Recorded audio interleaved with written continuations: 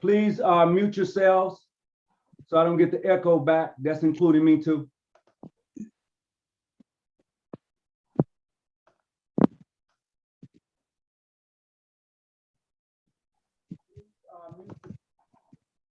There you go. I had to mute myself. We're kind of like at a delay thereabouts, but greetings this is our like part two to last podcast that we did, and we're going to be talking about the Moorish Rite, ancient, free, and accepted Moorish Rite. And we have some brothers on that are very well qualified to answer your questions if you have any. So we know that a lot of people are going to be having questions. One particular question I've already gotten, you can kind of ponder on that, Brother L. Day and Brother Raymond Edwards, is the ancient, free, and accepted Moorish rites tied to Moorish science? That's the biggest one I've been hearing. So ponder that just for a minute and let people get on in here, and we definitely will handle that.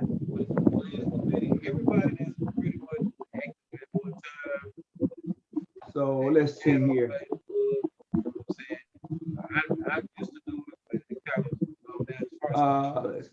I'm going to mute everybody, but 3 people can be unmuted right now. That's Brother Melvin Little, that's Brother Raymond Edwards, and Eli L. Day. They can be unmuted. If you don't mind unmuting yourselves, that will work. Everybody else can remain muted, and if you have questions along the way, please do. Brother L. Day, unmute yourself, please. Brother Raymond Edwards, unmute yourself, please. Melvin Little, unmute yourself, please. Thank you. Thank you, my brother. Yeah, so Greetings. Greetings. Usually when I come on, I like to kid a little bit and have a little fun with Freemasonry and you know, like anybody else. But tonight, this is a little bit more serious topic dealing with the Moorish rites. And I say that because a lot of people get things confused. And tonight, I know that I have some of the most qualified people on here that can answer the questions that may be coming up.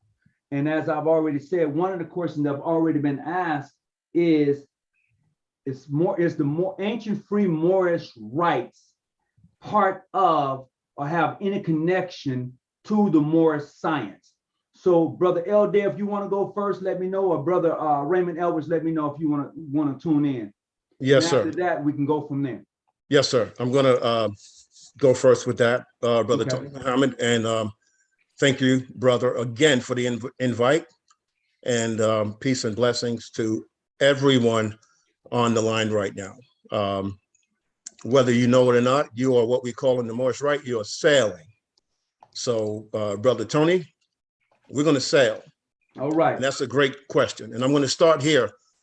We are the ancient free Moorish Rite, not the ancient and accepted Moorish Rite. Okay, thank you. Holla at him.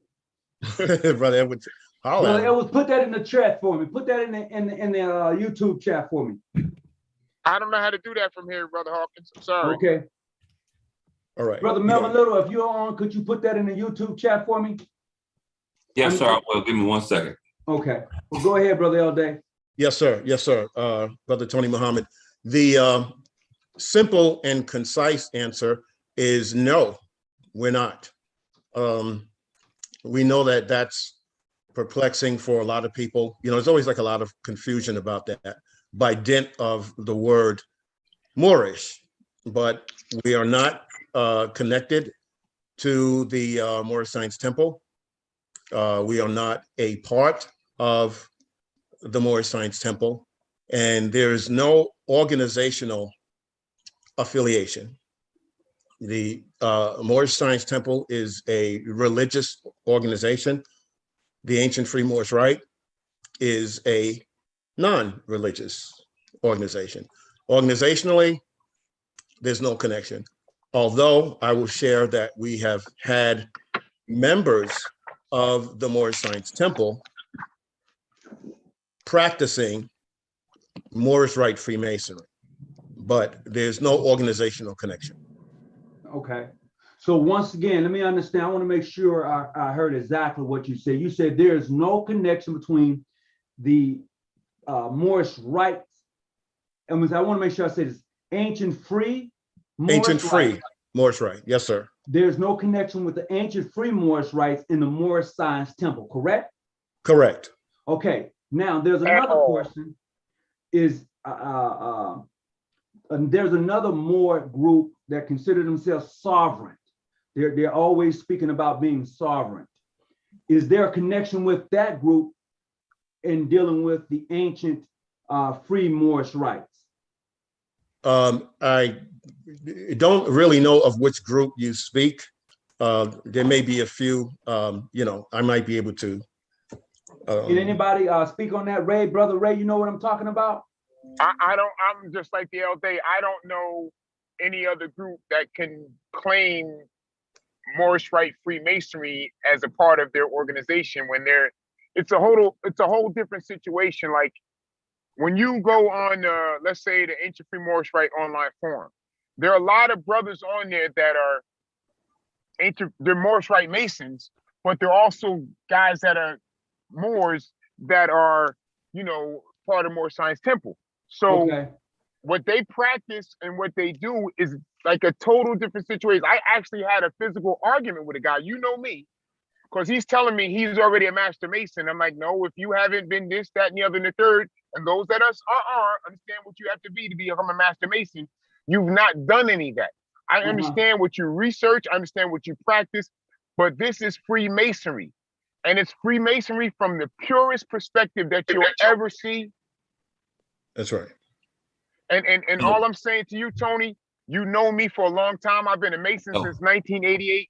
You will not find anything else this eye-opening when it comes to Freemasonry.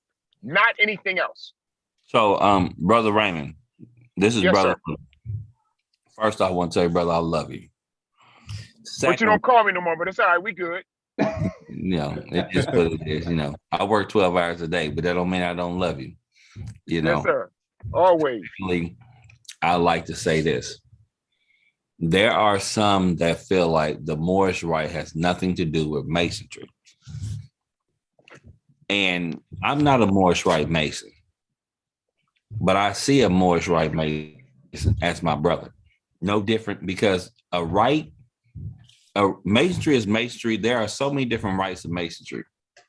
Can you please expound on that? Hey, Brother Muhammad, if that's okay for him to answer, Brother Muhammad. It's totally okay. Him or Eli. Okay, I'm going to say this just like we've had conversation. There's no such word as masonry, right? But that's what people use. Mm-hmm. So now I'm going to share this for some of those that can read between the lines. Ancient Free Moorish Rite Masonry is the nautical side of Freemasonry. We had to travel from one place to another to do the glorious work, right? Go ahead. So now we already know at one point in time, there was no such way to get to certain places unless you travel by ship. Now, the lessons learned in Ancient Free Moorish Rite Masonry teach you how to operate from a nautical perspective. Now, we already heard stories about the sea captain, which you guys have been in Freemasonry, understand and have learned that story. Others that don't, you need to do more research or you need to get some more degrees. But there was a story about a sea captain, and there was always a question in our upbringing in Freemasonry, was that captain a Mason or not? Once you join the Ancient Free Moorish Rite, you will know the complete answer and understand the answer and how you can rectify it and share with others. Okay. That's good. And That is when good. when I tell you it goes deeper, and you know what the biggest issue is, we are in the Ancient Free Moorish Rite, and I love it because, like I said, I've been a Mason since 1988. I got all the degrees in the world. I got 97 degrees on different rites. But And you still and I'm still acting a fool because I can't, because I know you're gonna call me and check me on it. But however, when it comes to what I'm saying is, brother, like I've not experienced, we've got situations where we understand, and I'm not going to say what these people that have taken Masonry and twisted it and made it theirs. It wasn't stolen by them because the Moors were so busy teaching and educating people. They gave it to them, and people raped and pillaged Freemasonry. Okay. That's what happened. It wasn't stolen because they gave it to them. People taught these people how to do certain things. That's why when you go back and look in certain books that Pike and those guys wrote, they destroyed our whole image when it comes to Freemasonry. We taught everything. So is it safe to say, like for me, I understand, like me and Brother Muhammad had a conversation. I remember one time he did a lecture and he talked about all the different rights that the National Grand Lodge had actually accepted. It was more than York and Scottish. Brother Muhammad, wasn't it over like 15 rights? It was over 15 different rights. It was like 20, it was actually 20 rights that they had. So my thing is, I'm not a Morris Rite Mason, but I see a Morris Rite. Personally, I see a Morris Rite Mason as my brother. I don't know why is it in this day and age, why can we not respect a right? Even though you might not be, let's say this person's York.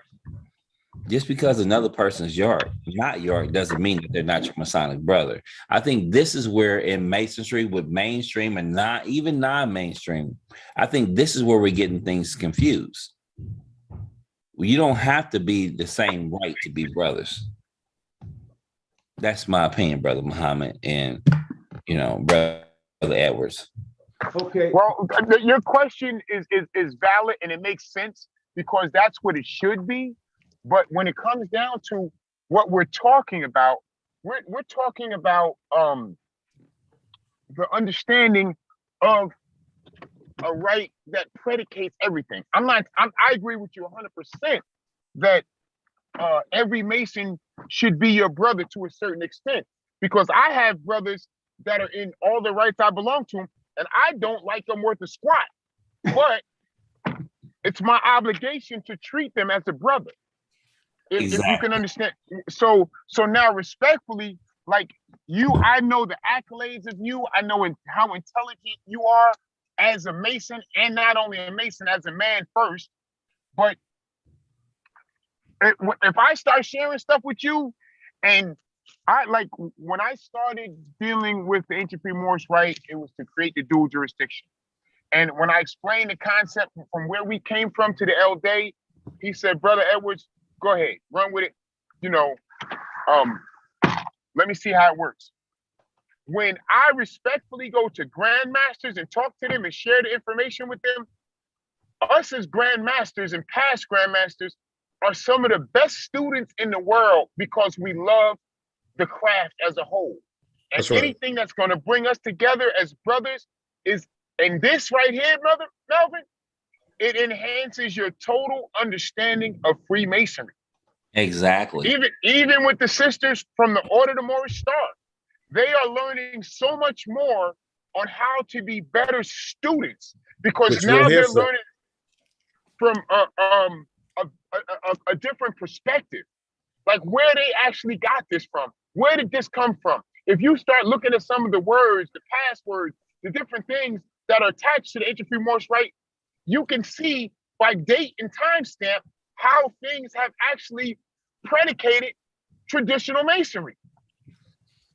So I'm sorry to be so long-winded, brother. No. I have another question I've been put in the chat. Is that the other question that was in the chat? What degree do you have to qualify to be a Morris Rite? I'll put it to you like this, and I'm going to share. And the reason why I'm saying it, and I'm not trying to overshadow the L Day, because in the Ancient Freemasonry Rite, there's like the Ancient Freemasonry Rite proper, and there's the Ancient Freemasonry Rite dual jurisdiction.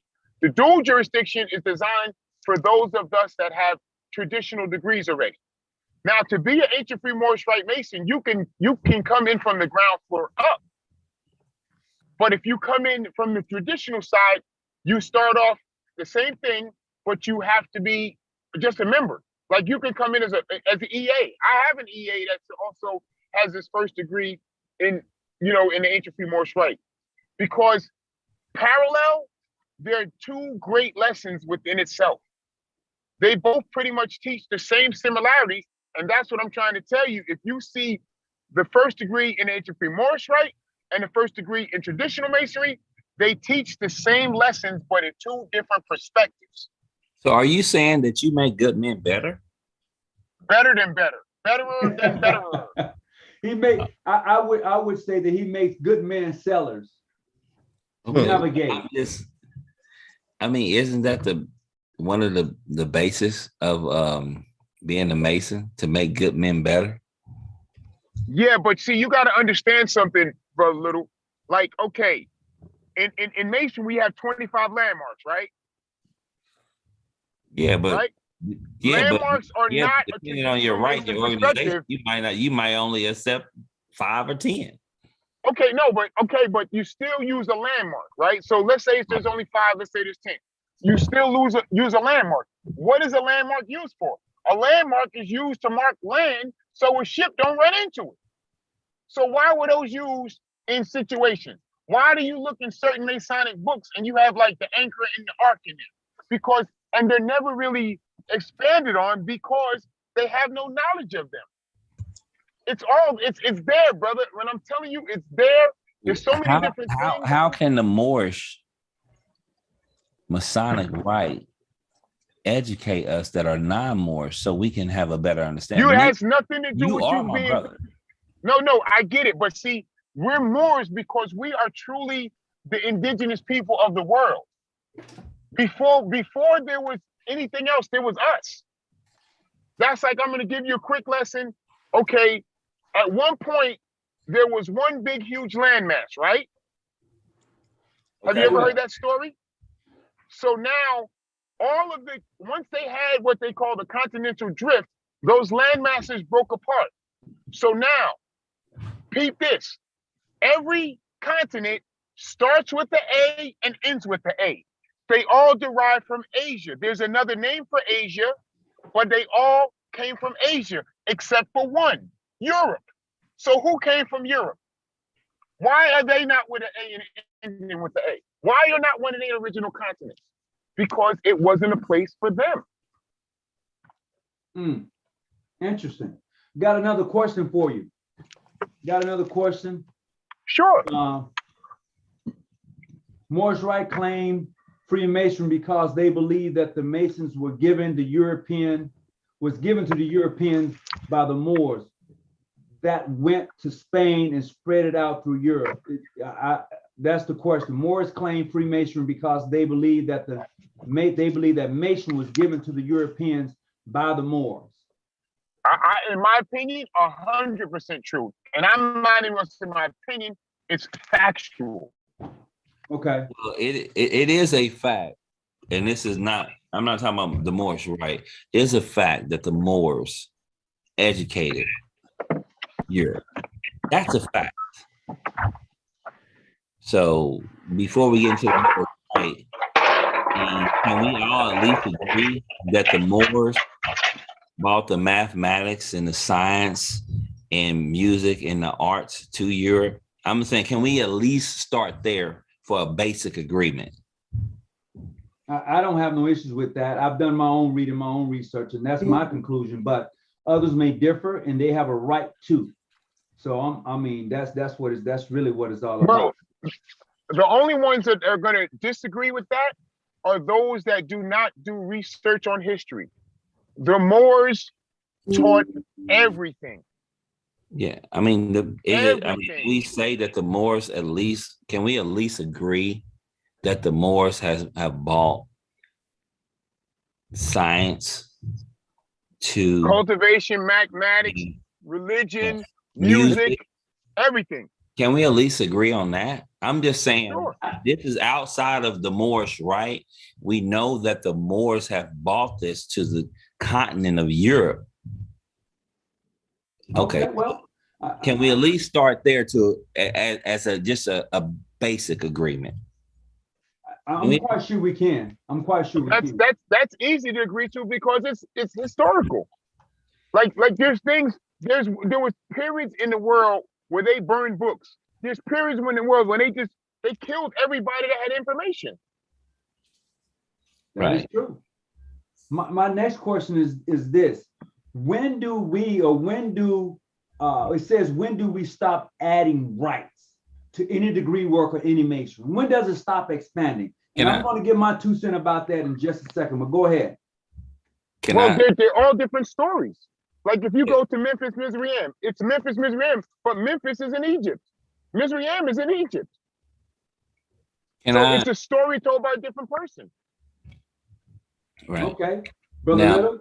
in my opinion on that is, it's funny how it was okay in the 1800s for in France for them to run around and be tramping all these Scottish rights.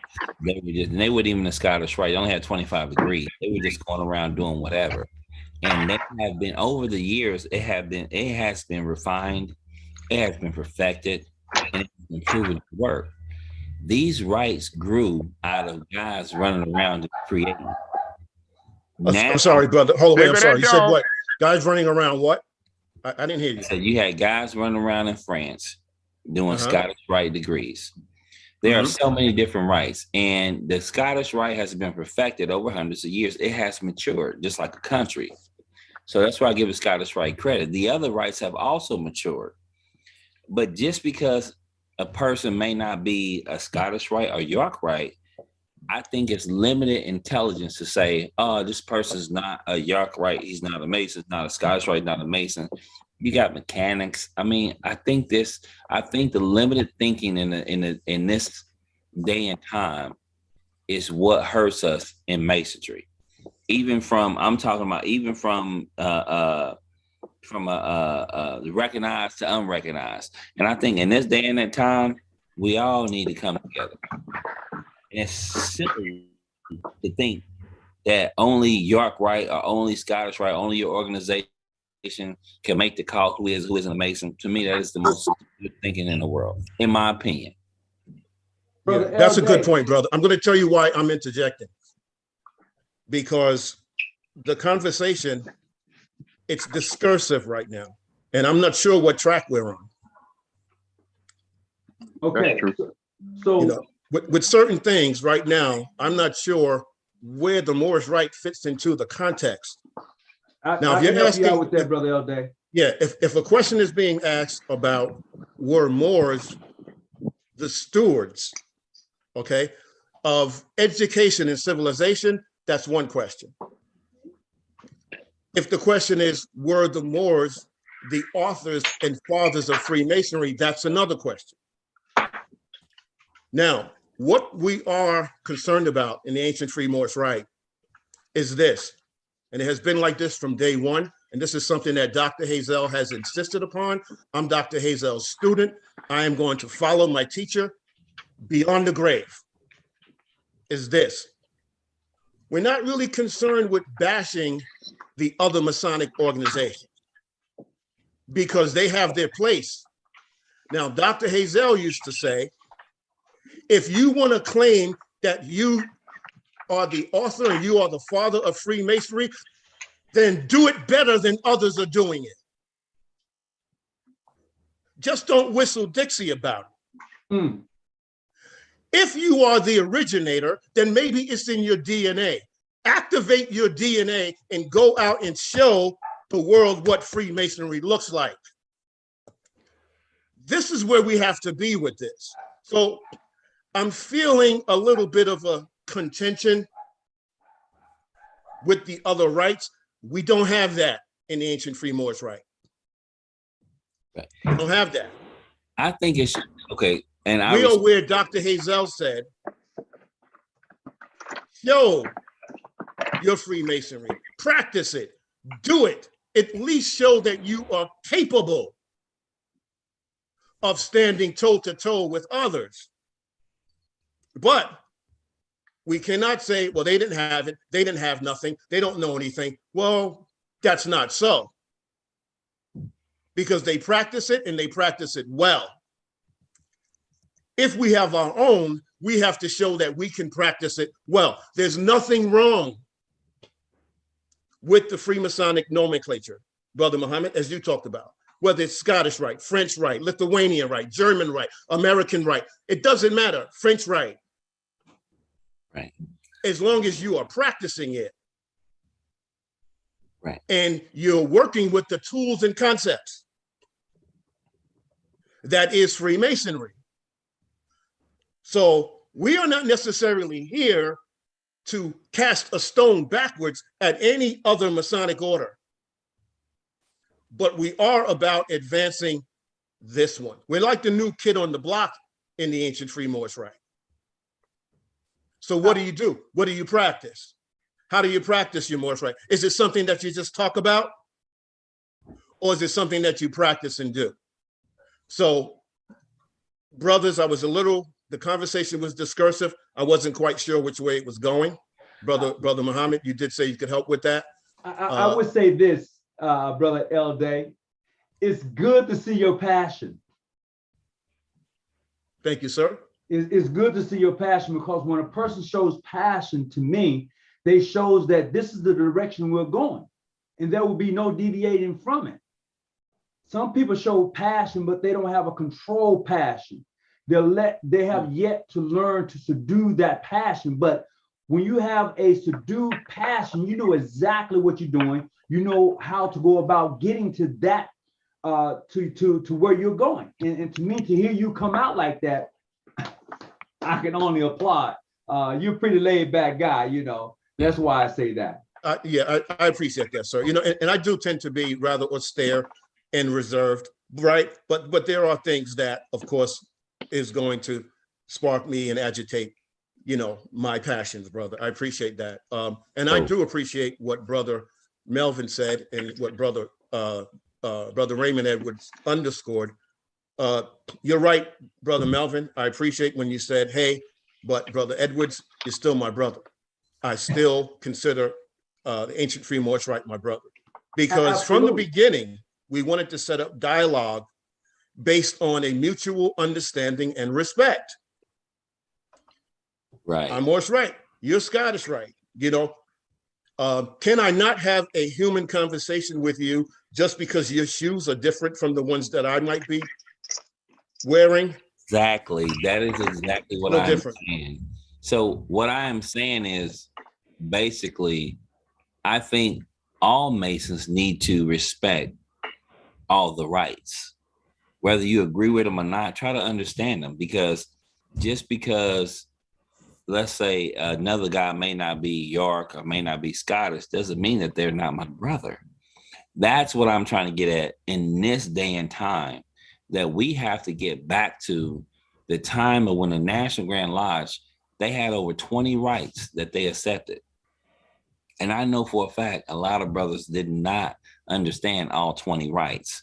But we have to get back to that nurturement of getting information, because why can't I come to a Moorish Rite Lodge and learn some good things that I can take back to my brothers and share that knowledge, which is light.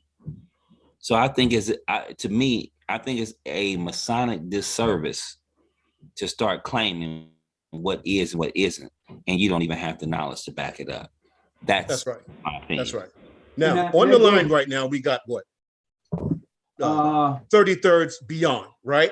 I'm gonna put a question to the floor. I'm gonna challenge the Masonic audience. Brother Donnie Jackson, it's not for you to answer, bro. All right, I'm gonna bring something straight from Dr. Hazel to you. Now, when a man says Scottish Rite, when a man says English Rite, when a man says Lithuanian or German or French or American or Moorish, what is he talking about? What does it mean? Outside of the nomenclature, outside of the recognition of, okay, well, that must be talking about nationality, you know, a Scotland, or it's talking about England, or it's talking about American or French. What does it mean Masonically? Can I take a stab at that? Go ahead, brother. It means a rite of passage. That's what I get from it. Come on, it's bro. a rite of passage, meaning that wherever I was at and I got my degrees or whatever momentum or whatever got me here, that was my rites of passage. And in going back and what Brother Edward was saying earlier in regards to that, it's an addition, because you're not going to get everything you think that you're going to get out of Freemasonry. You're not going to get everything you think you're going to get out of the ancient primitive or the ancient Moorish rite. Everything has its place, as you said earlier. So it's a rites of passage. That's what I get when a brother tells me it's rights. That's pretty good, brother. You know, just to use this jargon, I ain't giving out the answer, but I'm putting the question out there, right? And I took a stab at it. Anybody else want to go? You're welcome to go. Don't be shy. All these 96, 95th, that's right, 100 degree, whatever you got. If you think that you want to take a stab at it, L Day put it out there, and it's not for Raymond Elvis to answer, and then you call somebody else out. Take a stab at it. I mean, come on, you're supposed to be about your degree work. So I'm listening. I'm ready to learn myself. That's right. You know, and peace to you, brother Donnie Jackson, if you're still on. But I'm coming straight from Doc at you. Anybody? Nobody want to take a stab at it, I see. I mean, that wasn't for you, Brother Melvin Little. No, I think you summed it up with a great answer. Because for me, I like to understand all the rights, because every right, when I talk to a brother from a different right, I learn and I crave. And there's things that they give me an angle. Some of the angles lead back to the basis of what I was actually raised on. And at the same time, I learn new things. And it's like I take those back to my lodge, I take it back to my organization, and it helps us grow. And to say that only is the Scottish and York Rite can help me out, hey, to say that only Scottish and York Rite can help me out, in my opinion, would be stupid on my part. So I and everybody in my organization, we encourage people to go out and learn from other Masons of other rites and other organizations. And if they're doing something great, let's bring it back so we can learn to get better. Well said. So let me ask you a question based on what you're saying, Brother Melvin. Right? If you had to say, knowing the history of Masonry that you know, was the three Grand Masters that built the temple, were they Caucasian or were they possibly Moors? I mean, if we base it on the demographics, they would have to be of Moorish descent. Okay, that's all I wanted to hear, bro. That's it. I'm not cutting you off. I'm just saying that's the understanding. Right. If you base it on time, if you base it on the location, if you base it on that, I mean, that's self-evident. I think even if so say like if Masons didn't look like me, I think they would teach the right and teach the teachings, and the demographics of who existed at that time wouldn't matter as much, so they can be able to have the effect on their brethren who look like them. Because some brothers cannot accept greatness outside of what they look like. That's my opinion. Me, right. I accept greatness for what it is, no matter who you are, no matter what you look like. Yes, sir. You know, I heard a very profound statement a long time ago. There are no Asiatic people that are ignorant. So when you look at who the Asiatics were, that was us. That was all of us that look alike, act alike, but we've been conditioned to think a different way. Because that happened over time. And it's even like that with Masonry. It's like, okay, you look at all the heroines in the Eastern Star. Where did they really descendants come from?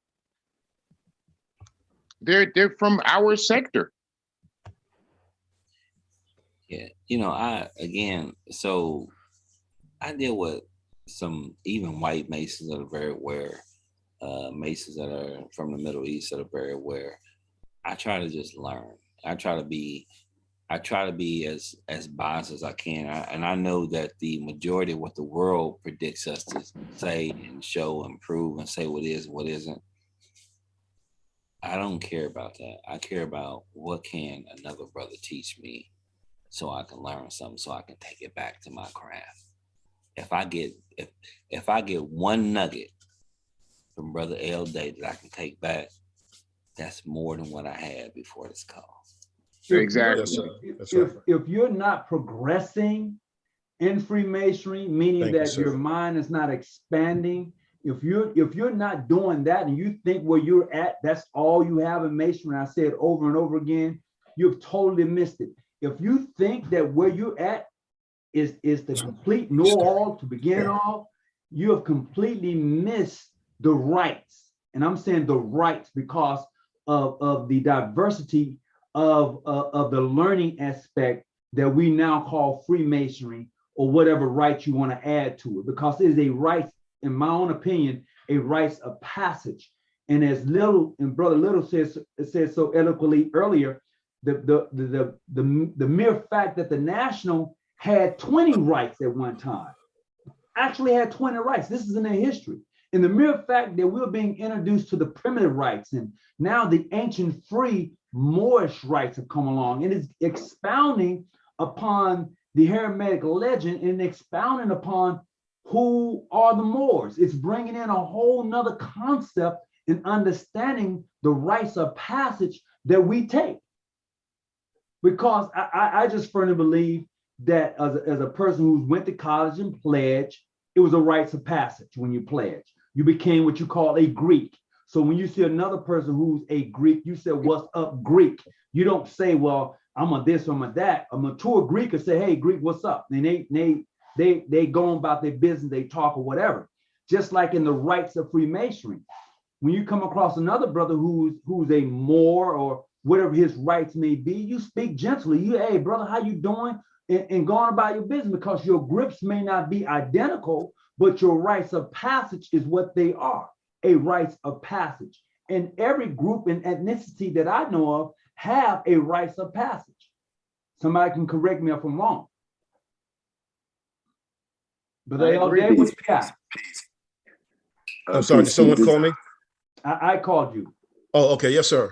I was saying in regards to the different degrees and them being a rites of passage, in the ideal that when brothers come into the ancient free Moorish rite, it expounds on parts of the Masonic journey that's not necessarily talked about a lot in so many words. Yes, sir. Yes, sir. I mean, with all of the existing nomenclature, we'd never heard of a Moorish rite. Not in this dispensation of time. We've never heard of a Moorish rite. All of the other rites were there, and we'd heard of them, whether we knew about them or studied some or what have you. However, we'd never heard of a Moorish rite. Now, had it ever existed, was it simply obscured? Now, I'm not saying this to promote the ancient free Moorish rite, but essentially, that is why we're all here gathered around this campfire. However, with the nomenclature that's out there, as Brother Edward was saying, if it's connected to the history, and if all of these cultures had this Freemasonic practice in common, and if all of the cultures around the world practice this phenomenon that we call Freemasonry, well, where does it come from? And how come a Moorish rite is not included in that? My opinion is that it's due to who's teaching and the lack of information being taught. That's just, again, that's my opinion, because I think the Moorish rite brings so much to the table. I have a lot of Moorish rite brothers that I respect, and they teach me all the time. And for me to say that they are not Masons, that will be the epitome of stupidity on my part, because I have just said the only rite is Scottish rite and York rite. And if I say the only rites are Scottish rites and York rite, at that point, I'm already at a negative standpoint of talking from stupidity, in my opinion, because there are so many rights. Lack of information teaches you that's all that matters, and that's crazy. Yes, sir. Yes, sir. You know, and if Freemasonry is as old as soil, this is one of the tenets of the Freemasonic learning arc. If it's as old as soil, then how can anyone in humanity be precluded from it? If it's as old as soil, where did it start? There are, as you're going to find out with Brother Edwards, he's not going to tell you everything right now, especially if you're studying dual jurisdiction. Freemasonry, as we know, is embedded in nature. Freemasonry is natural. It has to be natural to be as old as soil. So if you and I are natural men, we are natural people, the only way we can really show Freemasonry is to articulate it. Dr. Hazel used to say that another person is not your enemy. He would say, your ignorance is your enemy. I like that. Well, that's like saying there's only two types of dogs in the world. There's only two types of cats, two types of birds. There's only two types of grass. There's only two types of corn. I mean, to me, that is, in my opinion, that is stupidity taught from the ground floor.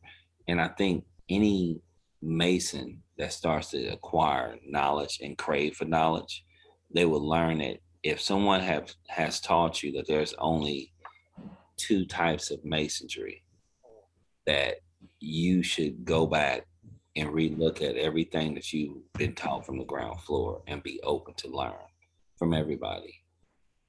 Because I crave from all my brothers. Like I'm learning from you tonight.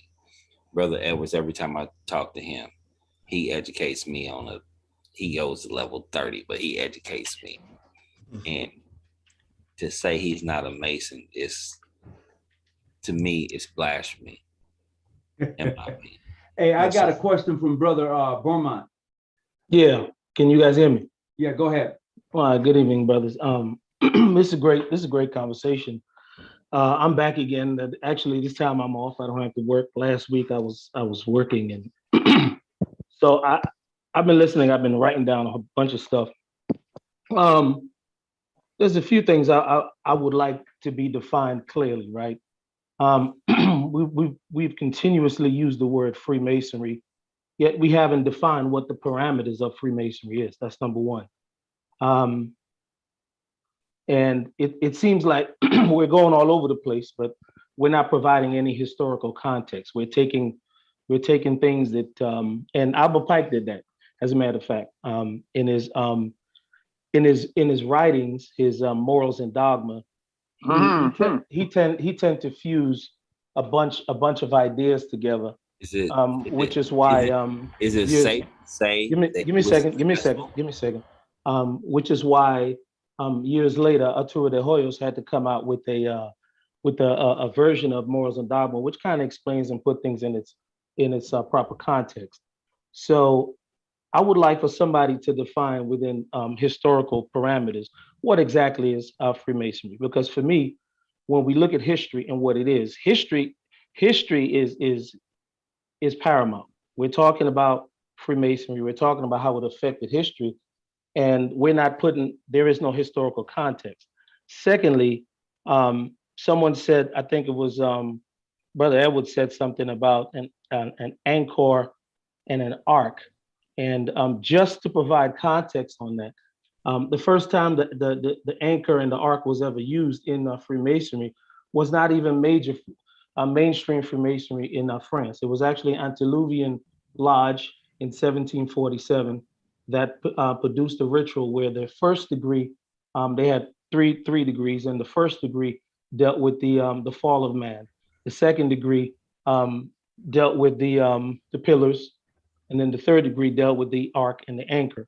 Mainstream, or what I would call the French lodges, the English lodges, they never accepted that as part of what they were doing.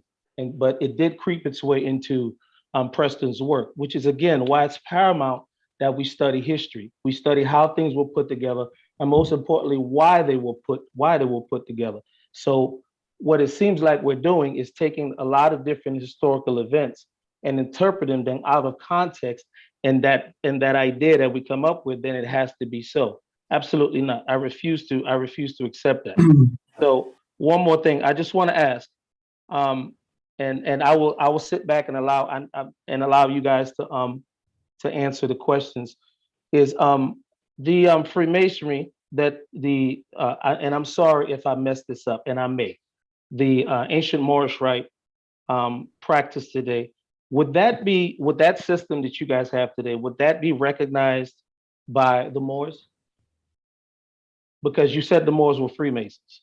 So what you're practicing today, the system, the pedagogy, the structure, everything that you have, would they recognize that as what they were practicing? And I yield.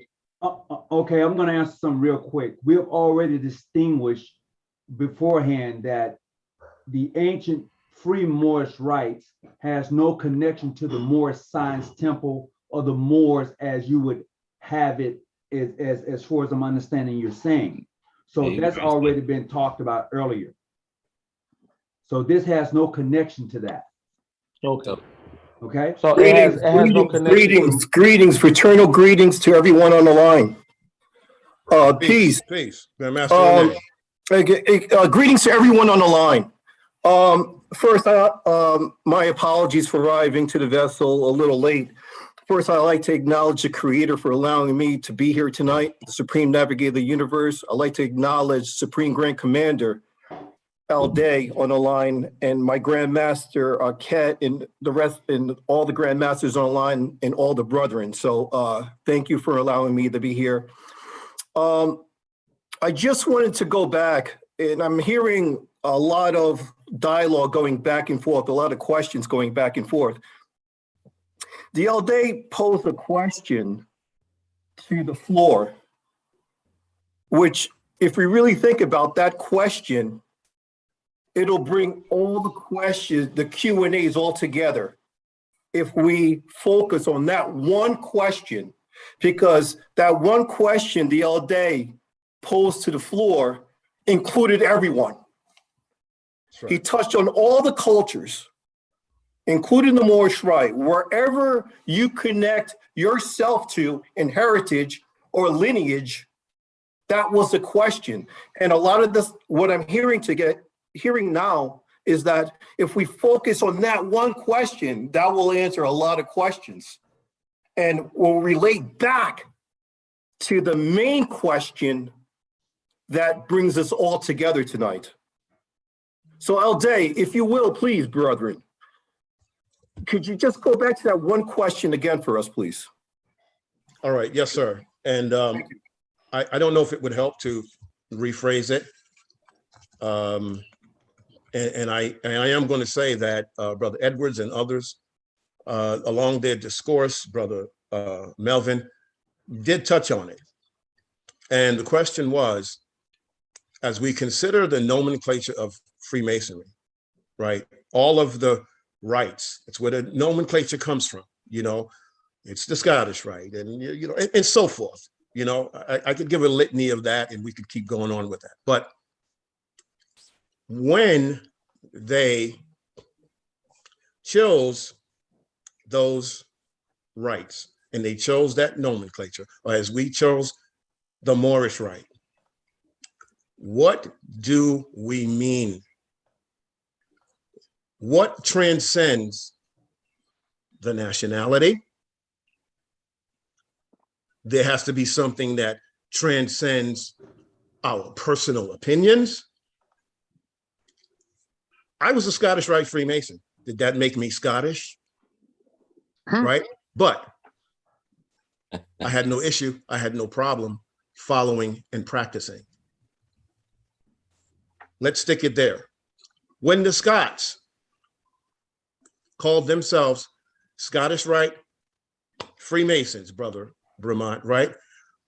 Incorrect. Breaking away from it. That's incorrect, but go ahead. Yeah, You're incorrect. I'm sorry. Okay, well, you know what? You know what? Tonight may not be the place for that debate, but I'd be willing to have it with you anytime, respectably and under intelligent tone. So is it, if I can say something, is it safe to say that all the people sitting in Israel that came from Germany, are they not Jews? Right. See, because, right, you're right. See, because now, right, exactly. What it does is it puts the focus on nationality. It puts the focus on geography, right? It may put the focus on philosophy. It may even put some focus on religion. But transcending all of that, what did it mean? When the Scots were Scottish, right? Somebody said they didn't agree with that. I hadn't even actually finished the concept. But France.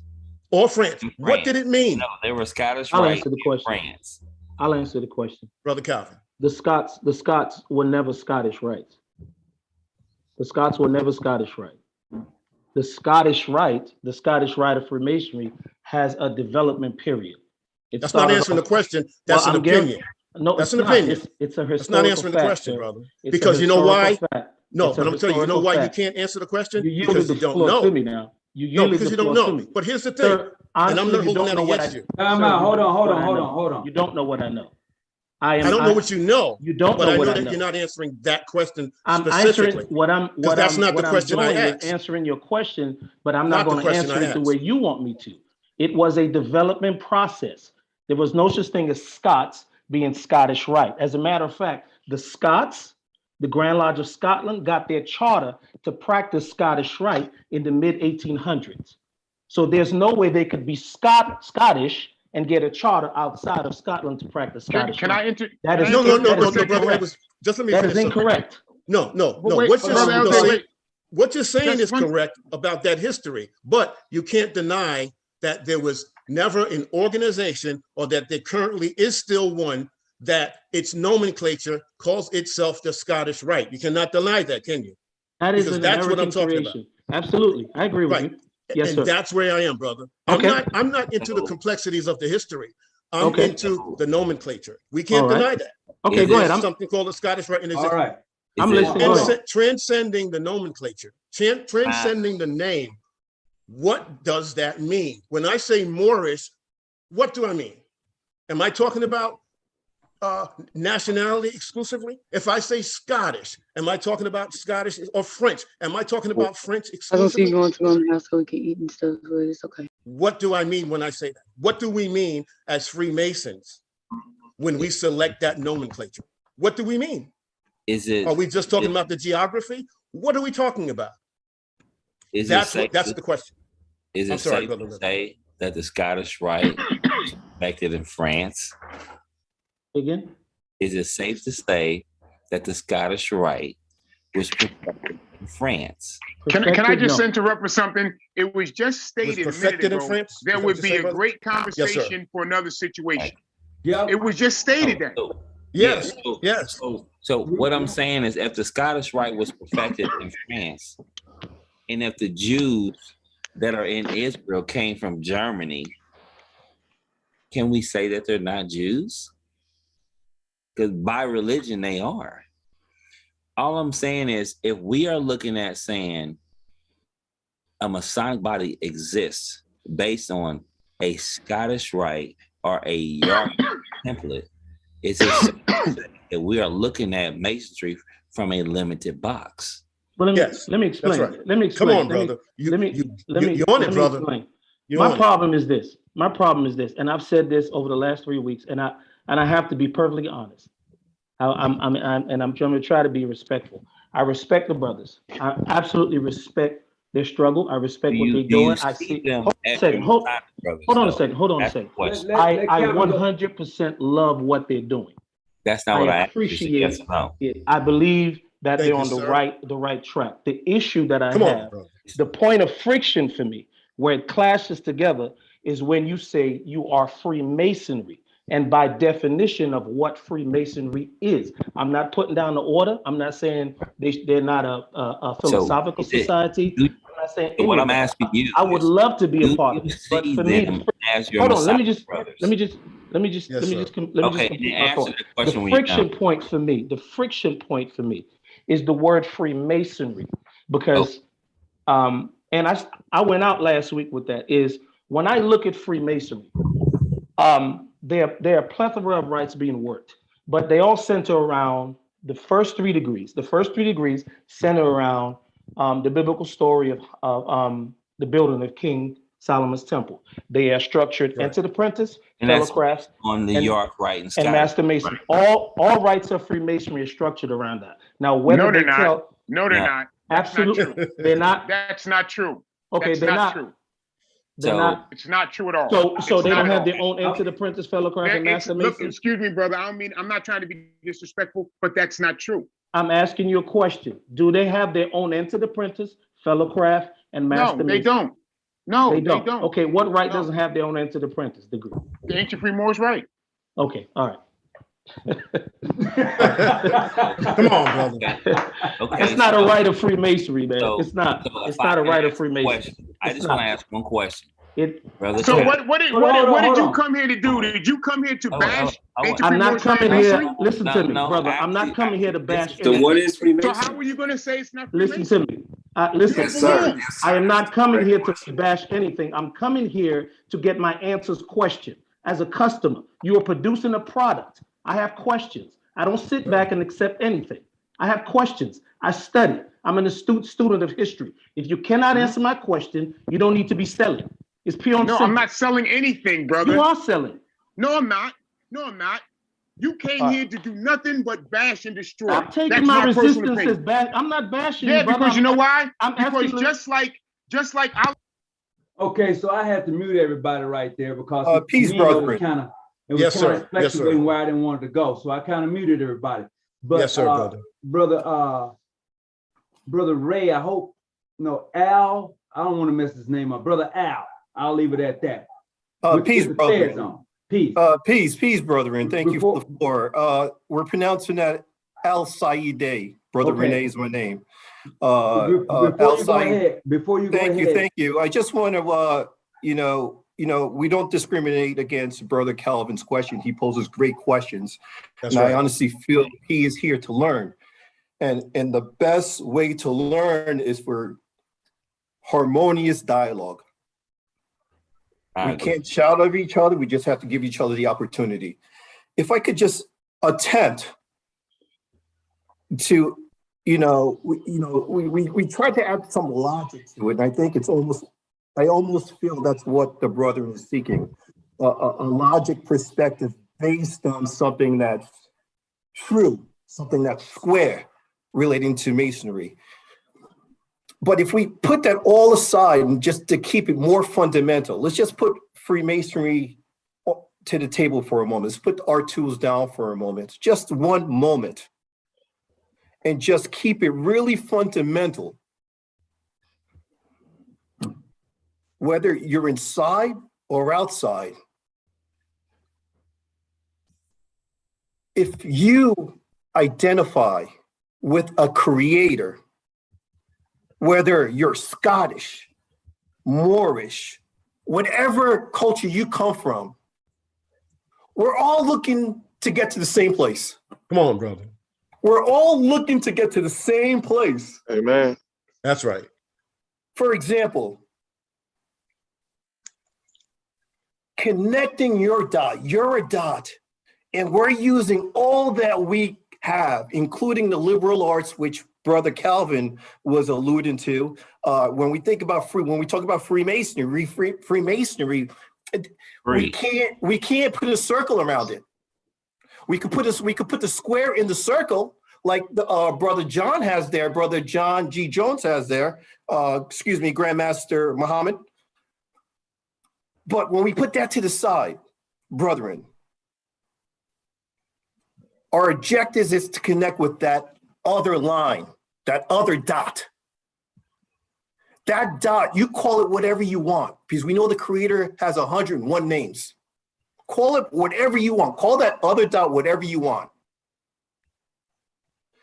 If you look at it that way, if you're looking at it at that angle and connecting yourself to the beginning, to your ancestors, to the Creator, call it whatever you want to call it, there's an application that you must apply to get there. And that's where the Freemasonry comes in, brethren.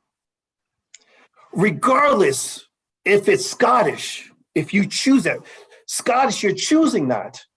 We all have an opportunity to be what we want. We could go German, we could go Scottish, you could go African, you could go Haitian, Jamaican, do whatever you want. The point is, brethren, is that you have the choice. Excuse me, brethren. It's the choice. It's the freedom of choice. It's Brother Solomon L. I had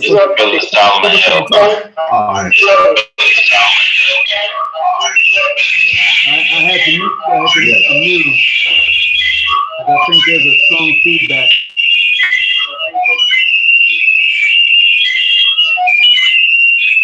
Please mute yourself. I'm gonna have to mute everybody. Mute everybody, please. Brother Solomon L. There you go. Brother Solomon L. Go ahead, mute him. Can you mute him, please? Yeah, he's muted. Yes, brother. No, he's not. Brother Solomon Thomas L. There you go. Yes, sir. Okay, there you go. We were just getting a lot of feedback. Okay. Brother Solomon Thomas L. Can you mute your mic, please? Brother Solomon, mute both of your lines, brother. You got to mute your line. So if I can ask a question, Brother Calvin, because you know I love you to death. Would you consider a Mason of the North Rite to be your brother? It just needs to know. It got nothing to do with love or color, ethnicity. Would you consider him to be a silent brother?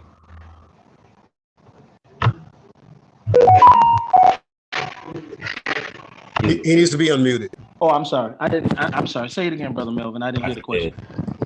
First off, I love you to death. Right. Would you consider a Mason of the Moorish Rite to be your brother? It's just a yes or no. Don't go in and it's just yes or no. You don't have to explain. It's just yes or no. Would I consider him to be a brother, a Masonic brother? Yours. Somebody's feedback. Somebody mute yourself. Brother Solomon Thomas L. Will you please mute him up, Brother Muhammad? I was trying to. His thing isn't coming back up right. All right, he's fine now. Okay. So basically, would you consider brothers of the Moorish Rite to be your Masonic brother? It's just No. I don't consider it Freemason. And I respect your opinion. Right. As a brother, you are still my brother, and they are my brother. So he is craving to know more. And can I ask you a question? Yeah, go ahead, Brother Raymond. Are you Prince Hall? No. I'm just saying. I'm just saying. No. You know why, brother? Let me just say this to you. No. At one point, like what you brought up was a good argument as far as the origin of Scottish Rite, which we've all been told that it was started by the French, and I can agree with you because I've heard the same story. Right. But also before that, the LD said that's a conversation he would love to have with you at another time. Yeah, absolutely.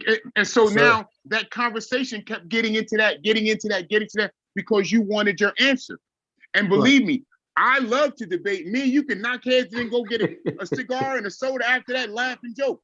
Yeah. But what I'm saying is, there's so many people listening here trying to get an understanding of what it is.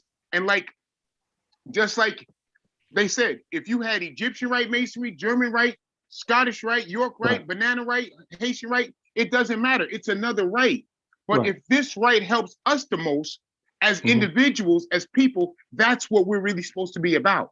And like I said, I'm gonna get your number because me and you about to go at it sooner or later. Because I like it. Well, you're gonna have to come prepared because I read. I pack a lunch. So listen. And I've had several debates and conversations. For the record, I have no problem with this organization. I think it's wonderful. I think what you guys are doing, and I really want to know more about it. I want to know more about your degree structure, what the degree's about. You know, that's what I love. I crave information. Let me ask you a question. You said all Masonry starts with the first degree, right? So as an entered apprentice, did you know the degree structure when you walked in? Knowing me, yes, because you didn't. Yes, I did because I was looking up some stuff before I joined. Absolutely.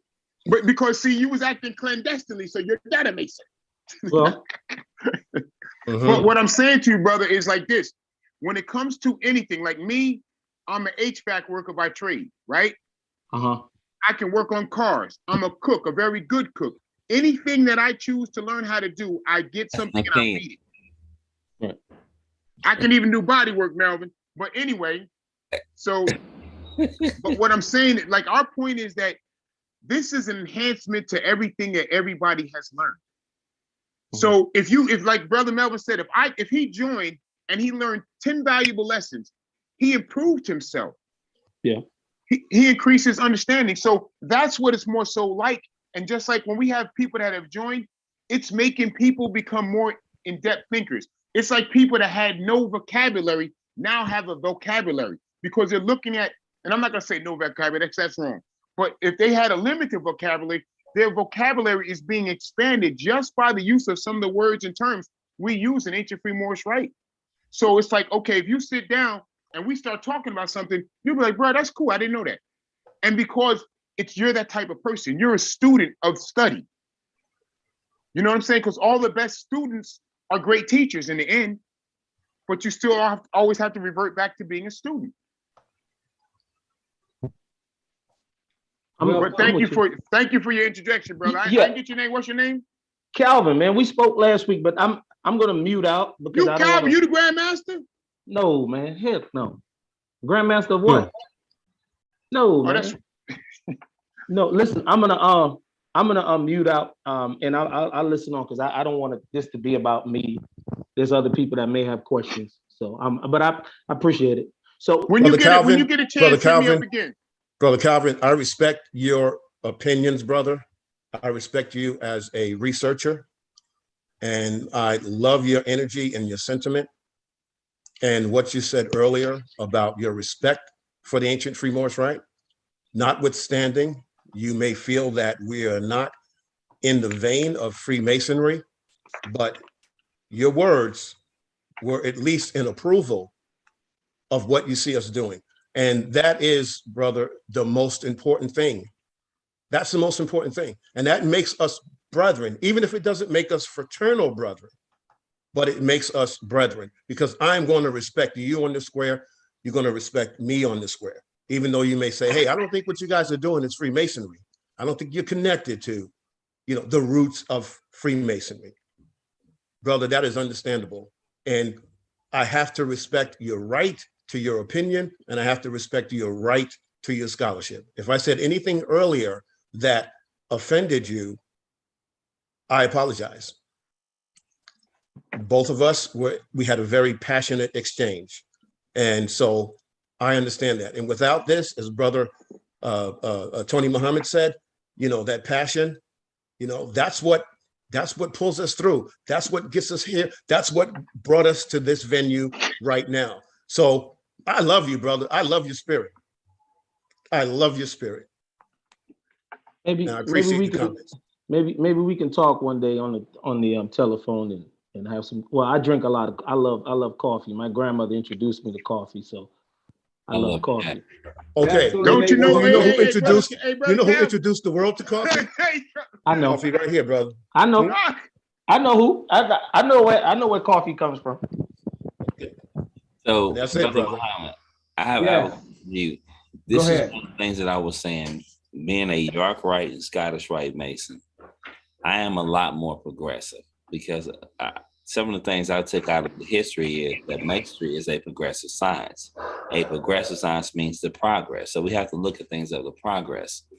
And this is why I say that, in my opinion, I'm only talking from my opinion, I feel like my brothers that are York Rite and Scottish Rite in this day and age need to open their eyes and understand that Masonry is far beyond what the Scottish and York Rite is.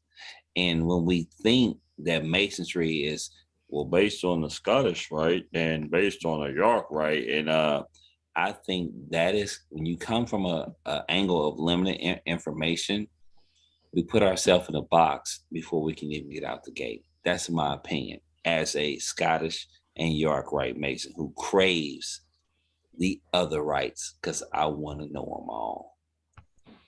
And I recognize it personally. All right, I have brother Riza Bay, R-A-Z-I Bay. He's had his hand up for a minute. Go ahead, brother. Peace, that's Rising. Rising, thank you. This is a very interesting conversation. Hopefully I can add to the discussion by bringing something that has not been brought up. And this is what brought me to the Moorish Rite.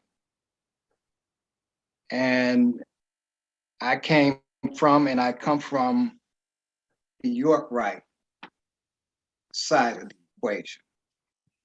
And there was one phrase that I heard that really cut through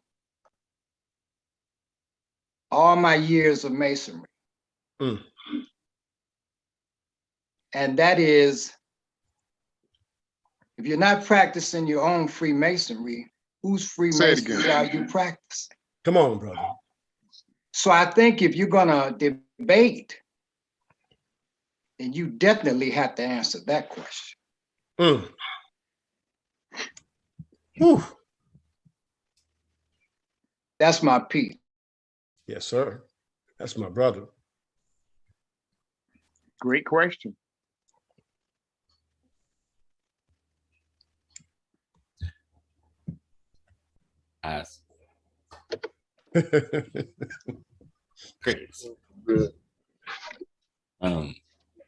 So you gonna be jumping this? So getting back to the basic. Like, I just asked. I think we got some hands up, Brother Muhammad. Not sure if you.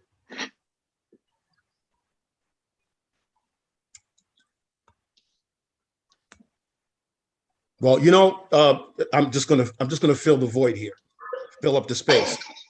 And Brother Razi, thank you so much for that comment, brother. Brother Edwards had said it earlier as well. Here's the question. Well, no, it's not a question. Here's just the follow-up, the embellishment. We must remember who posed that question. And that was Dr. Clifford E. Hazel Bay. And it all starts there.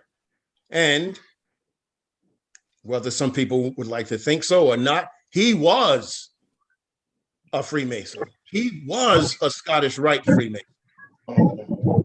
Lifetime career Freemason. That's right. Most puissant sovereign grand commander. He was that.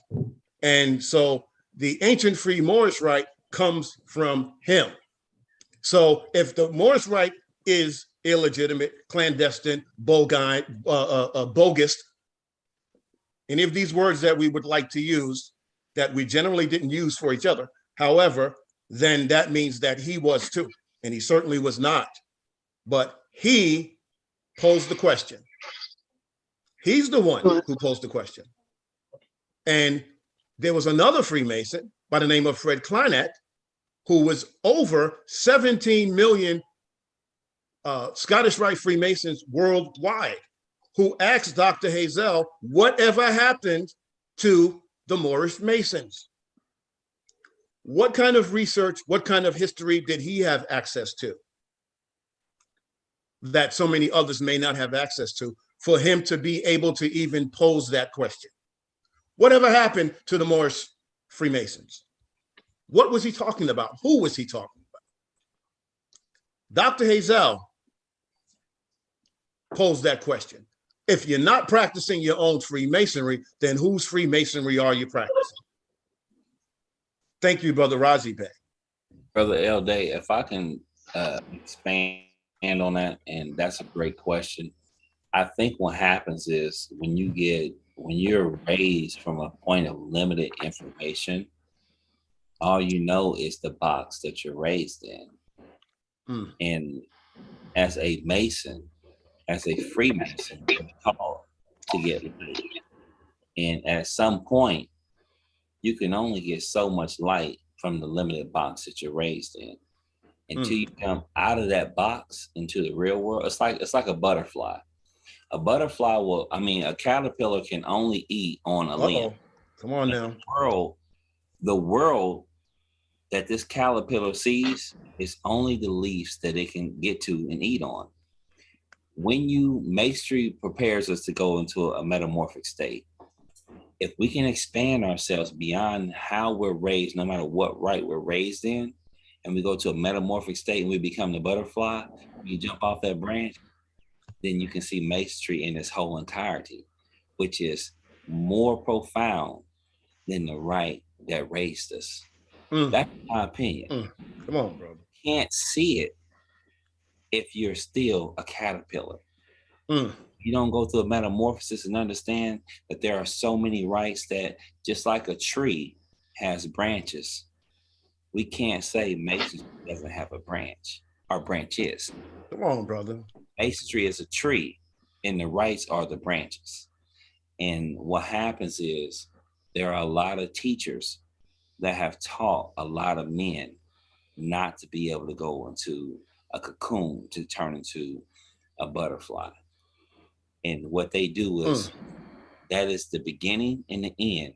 That all I'm going to teach is Masonry ends in my branch. All I know, I'm Scottish and York Rite. So it's like me saying, is Scottish and York Rite or nothing in the world? No. I recognize that there are other rites around the world. I recognize that I need to learn from them. I recognize I need to respect them. I need to learn their history. For me to say that my brothers are not beyond Scottish and York Rite, that means that I am still a caterpillar and I have not went into my cocoon to become a butterfly, so I can learn all the rites that's all over the trees and all over trees, all over the forest. So I think we shouldn't be disappointed, but we have to look at the teachers. So when it goes back to the question, when you said, hey, when you said, I forget the guy's name, you said, but you said, where are our Moorish Rite Masons? And he was over 17 million people. It goes back to how many people, when you're talking to caterpillars and he's communicating as a butterfly, translation can never get through. Excuse me, that's just my opinion. Yes, sir. Brother Edwards, where'd you get that brother from? Brother Melvin Little. Oh, man, Come on, brother. He in the old folks home down there in Georgia. Peace, brothers. This is Keith Chick-fil-A. Take me out for a good time. Yes, sir. That's peace.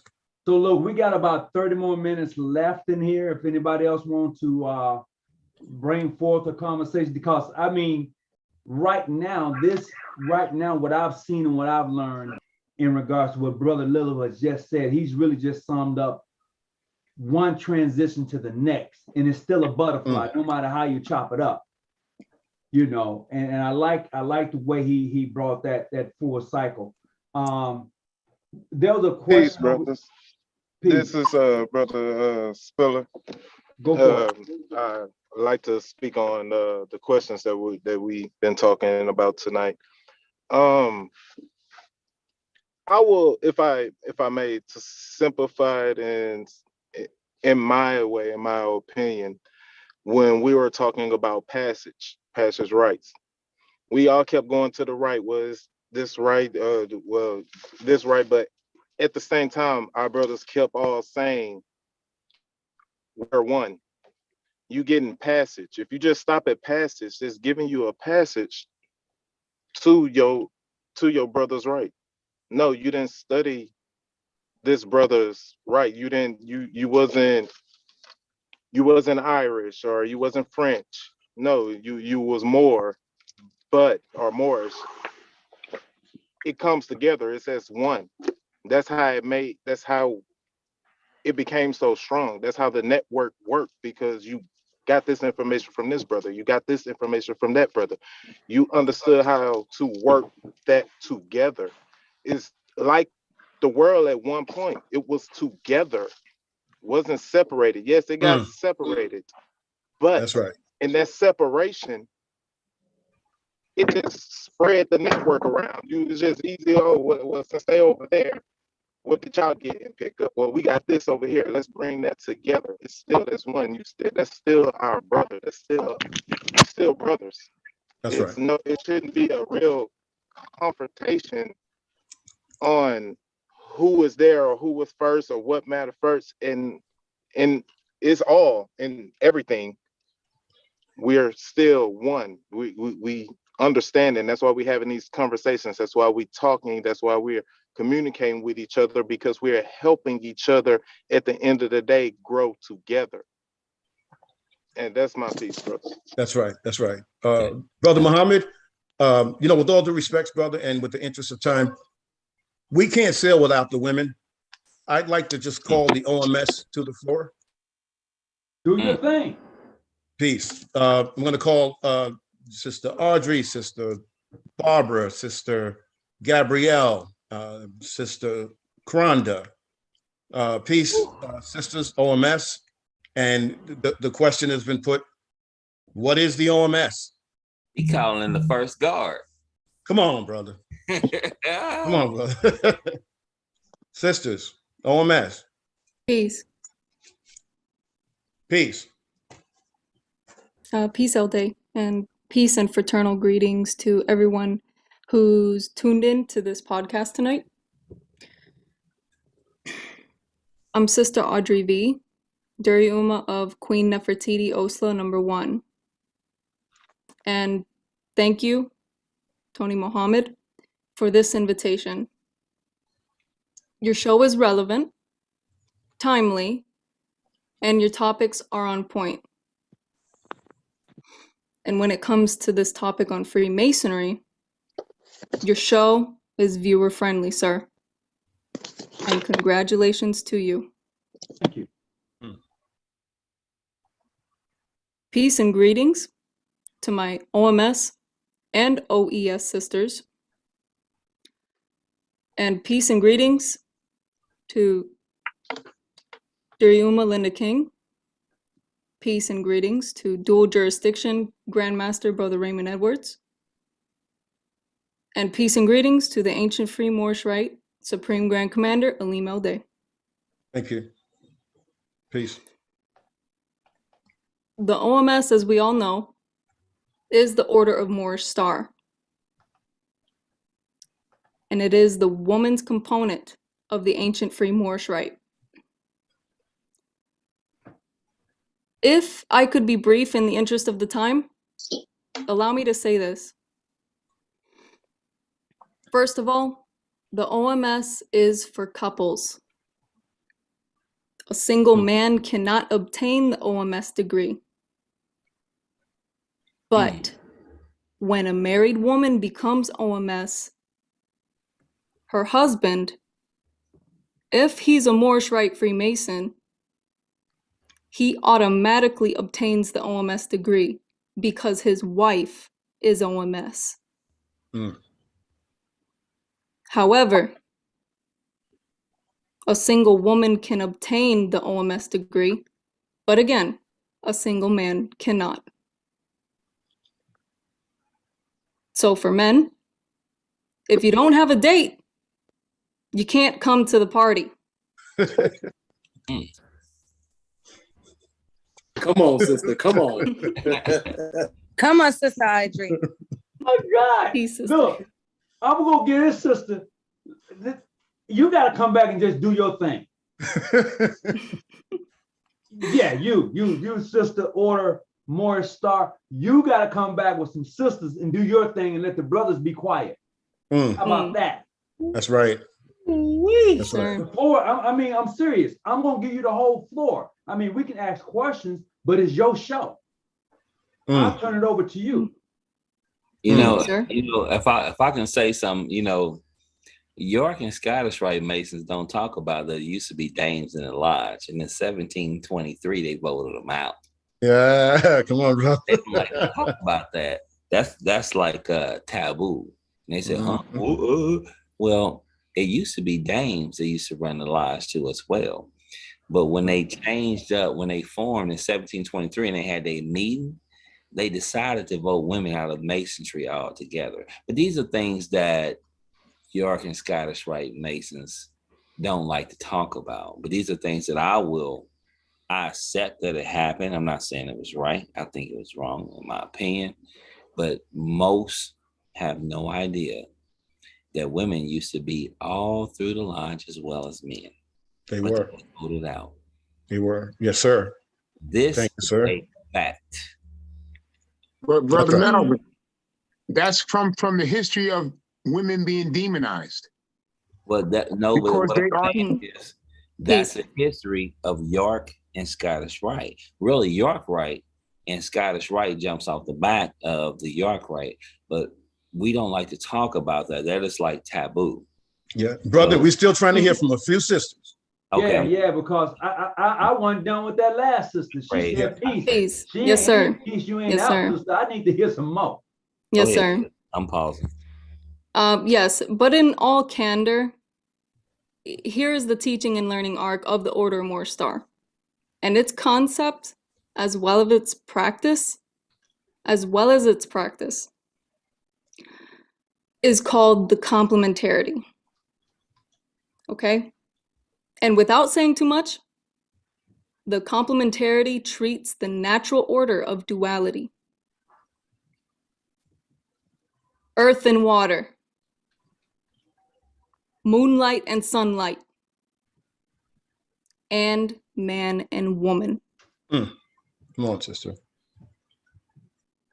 That is again the learning arc and the philosophy, if you will, of the Order of Morris Star. Thank you. And I'd like to, just very briefly, call on an experienced OMS sister and our newest sister. First, I'm going to call on our Rowea, Sister Barbara Williams. Peace, sister. You have the floor.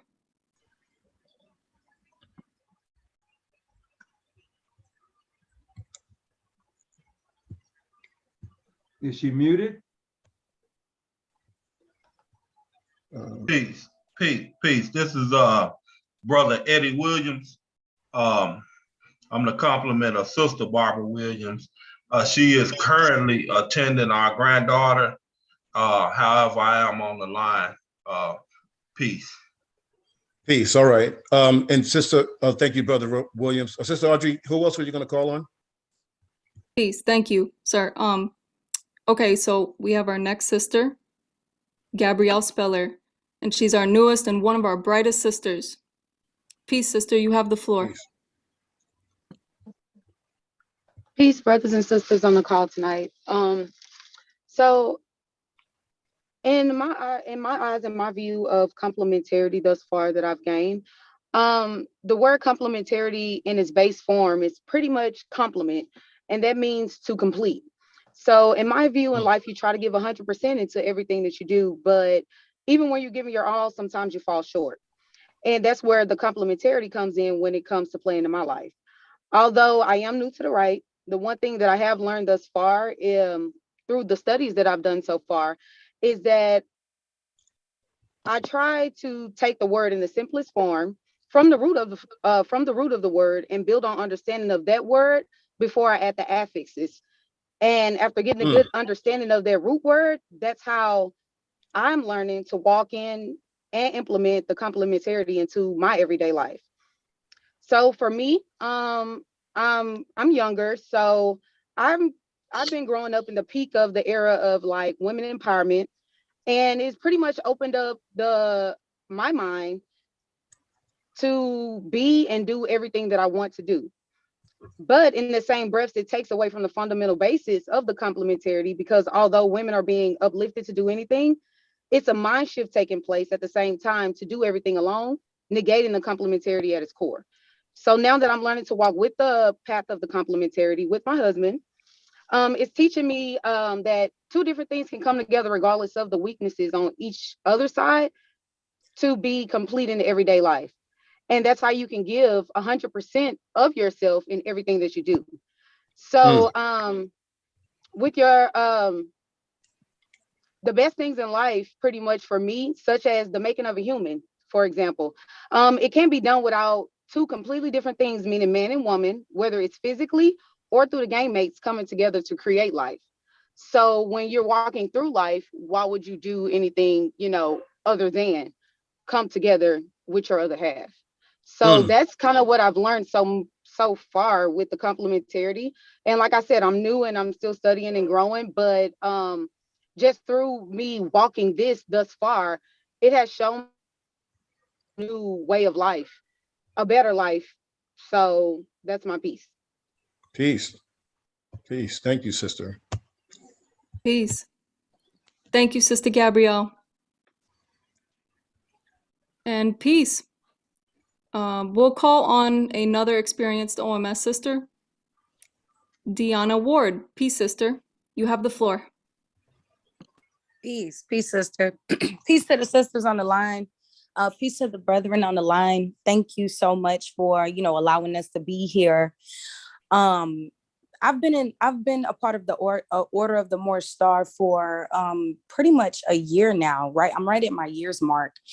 And one thing that I just appreciate about knowledge is that we can name it our own, understand it on our own. OMS has taught me about cohesion and allowing me to be the best at what I'm great at while working alongside of other like-minded women. And it's very, very it's just a great space to be in. And I think for me, after divulging into our information and different things like that, I feel like the OMS is made up of different personalities, what you will say, not necessarily the women that is a part of the organization, but the aura of the OMS is made up into different personas. And for me, it's been 8 main ones that have come out, continuously circulated through the energy of the order. And it goes from the artist, the thinker, the adventurer, the maker, the producer, the dreamer, the innovator, and the visionary. For me. And so one thing that I am going to tap into as far as giving you a little bit of one of those personal auras is the visionary. And as far as creative strengths, full of big ideas, ability to see potential and possibility everywhere, untapped potential, using your visions to fuel consistent daily action, ideal collaborator, the thinker. We live in a world of infinite possibilities, preferring to see things not as they are, but as they could be.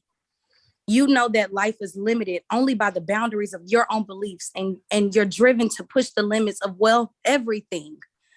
Emotional, passion-driven, and full of ideas, the visionary combines a vivid imagination with the desire for practical solutions. Your introspective and intuitive nature is balanced by a keen interest in the world around you and a desire to contribute to society. You live in a world of infinite possibilities. Again, I'm going to repeat it one more time. You live in a world of infinite possibilities, preferring to see the things not as they are, but as they could be. You know that life is limited only by the boundaries of your own beliefs, and you're driven to push the limits of, well, everything. That's my piece. Peace. Peace, Sister Rashani. Deanna, peace, sister. And did we, okay, someone just said something. Peace, we have Sister Barbara Williams raising her hand. All right, she's back. Yes. Okay. She can go right ahead. Peace, sisters and brothers that's on the line. Complementarity. First of all, I want to define the noun of complementarity. It's a relationship or a situation in which two or more different things improve or emphasize each other qualities. And I want to venture off from the male and female.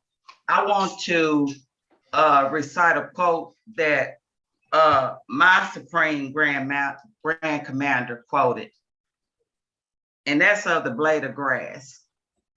He said that things that complement each other as well as complete each other. A blade of grass have a smooth and a rough side. Both exist as they do for the survival of the grass. They are the glory of the prize of each other. A blade of grass almost look like a sword, two edges, and the essence of combat, the edges of one is blunt and the one sharp.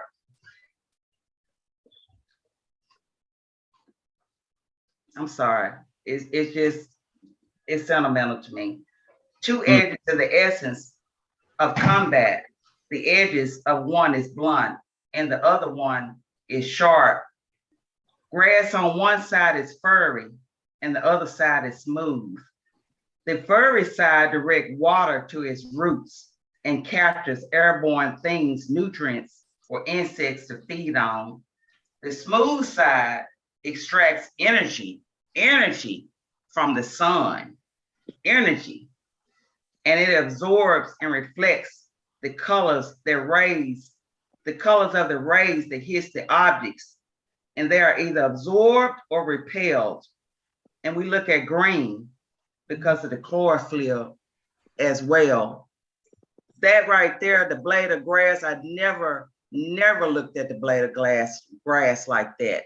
And it's like we are, the top and the bottom. It's like they complement each other. That's my piece, brothers and sisters. Peace, sister. Thank you, Sister Barbara. Peace, Sister Barbara. Yes, ma'am. Peace, Sister Audrey. Do you mind if I say one more thing, Sister? Peace. Peace, sister. You know, just with the thought of time in mind, we want to. You know what? Forget about the thought in time, sister. We can roll this thing. I got unlimited time. Come on, brother. Give it to her. Peace. Okay. This comes from us. This comes from the Order of the Moorish Star, but through one of our works. But this is a statement made by Dr. Clifford E. Hazel Bay. He said, the Moorish Rite ship will only sail and sail proper when the women come aboard. Right. You must remember it was the women who made and fashioned the sails on the Moorish ships, which were once the rule and the ply on the 7 seas. Men fashioned the vessel, but women must bring its wings. Peace. Peace. Go ahead, sister.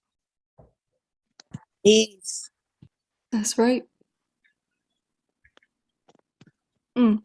Anybody else? Peace. Quoted from Dr. Hazel. Peace. Just want to give acknowledgement and honor to Dr. Clifford E. Hazel Bay and to his spouse, Sister Bessie Hazel Bay. Peace. Yes. What I would like to do on another podcast, another show, is to, like I said before, I want the sisters to be front and center. I would like them to expound upon their experience, what's going on, and everybody else can come on board. But that's right. I want the sisters to be that point of conversation, because what I'm hearing from them tonight, I mean, I'm like, oh, really? So I want to offer this platform to them, you know, because without Brother Raymond Elwes and Brother L. Bay, some of the stuff I'm hearing from the sisters, I wouldn't have gathered. Although myself and Raymond, Brother Elwes will have had conversations, but this can go so much. I'm pretty excited right now. I can't even get my words out, because what the sisters have already said is that, look, you could build a ship, But until I fasten the sails, it ain't going nowhere, bro. Come on, brother. Words. So no, Brother Tony Hawkins, that's not true. Well, it's just not, the journey's not going to be as easy without them. All because I'm we're going to have saying to row is, that boat. We're going to be working hard. There you go. all I'm saying is, I want to offer this platform to the sisters. They just got to tell me when. That was already in our conversation, Tony, because as you know, just like there's the ancient free Moorish Rite and there's ancient free Moorish Rite dual jurisdiction, there's the OMS and there's the OMS dual jurisdiction with the sisters as well. And we have a call every Monday, and I'm just happen to be fortunate enough to be on some of the calls and sharing some of the information, because a couple brothers already started commenting on how the information for the sisters was deep. Well, the sisters' information is very deep, and I think it goes deeper than some of the brothers, because they're more willing to listen than some of the brothers, because a woman will dissect things and look at it from multiple angles. But however, if you're not married to the sister, you can't get that information. So you need to go get married, find you a sister, and bring in the whole mess. That's right. I like that. I like that. Given a whole lot of controversy. Respectfully, Sister Linda King is the national dual humor for the OMS dual jurisdiction, and we've grown to like six. I'm not going to say the name of it because y'all ain't got no business knowing the name of it, because you're never going to get in there. But unless you get married and bring a sister in. But we've grown to like maybe 9 different groups around the country. The OMS, the Ancient Free Moorish Rite dual jurisdiction, we're up to about 14 groups around the country. And you know there's a constitutional number, and that's what we're growing right now, to fill those constitutional numbers and grow this organization to, and with understanding the vision that Dr. Hazel wanted it to work under. Like, he felt like this was the rite that could bring us together as a people. So, I never had the pleasure of meeting the man. I've read a lot of his stuff, had great conversation with the LD and others. And it's a beautiful rite, man. And it's just like, I can understand people having a misconception of what things are about. But for the most part, the Ancient Free Moorish Rite has made everybody that's a part of it, especially from the dual jurisdiction side, a much more educated and much more, how can I say it, an individual that pays more attention to what they learned before and can make a comparison. Like, I have my good brother on there, Nathan Thomas. He's from Indiana, and he came into the Ancient Free Moorish Rite about maybe like almost a year ago, maybe no, a little more than a year ago. And he was even, sharing with me how he felt it changed his concept of the way he deals with his traditional masonry and has made him a better Mason. Can you share that, Brother Thomas? Peace. Brothers and sisters, I sure can. Well, to put further light on what Grandmaster Edwards has already mentioned, everything alludes to something else. The higher you go in degree work, the more you learn. In the Moorish Rite, it has opened the door to allegories that would not have been otherwise paid attention to. I'm very, very, very excited and pleased that it has fell in my lap. I am pleased that my Grand Master entrusted me to do the job that I am doing over in Indiana. Now, the Ancient Free Moorish Rite, after all the mental wrestling from earlier, can sidestep the true light that was meant to be shined upon, the luminescent essence of the whole idea from the beginning, which we need to step back and EA degree and start all the way over. And it will take you from that good man, better man, excellent man category. And that is my piece. I also have a young Thundercat. He's on the line. He should be. His name is Brother Marvin Talbert. He's been one of my students for years. I gave him probably every degree he has, but he's now at the point where he's matured so much. In the past 10 months, his whole level had just changed. And Brother Talbot, you still on the line? Yes, sir, I am. Would you like to share with the individuals about how you feel, how you've progressed due to the ancient free Moorish rite? Peace, brothers. Everybody on the line, peace, sisters. It's just giving me a sense of where I come from. Speaking of the origins and the Moors, as speaking of Moorish rite, Freemasonry. It's giving me a sense of where I come from, and then it's funny, they've been saying it all night. If you're not whose Freemasonry are you practicing? And that's something that's stuck out with me, and is definitely my thinking, progressed my thinking, I should say.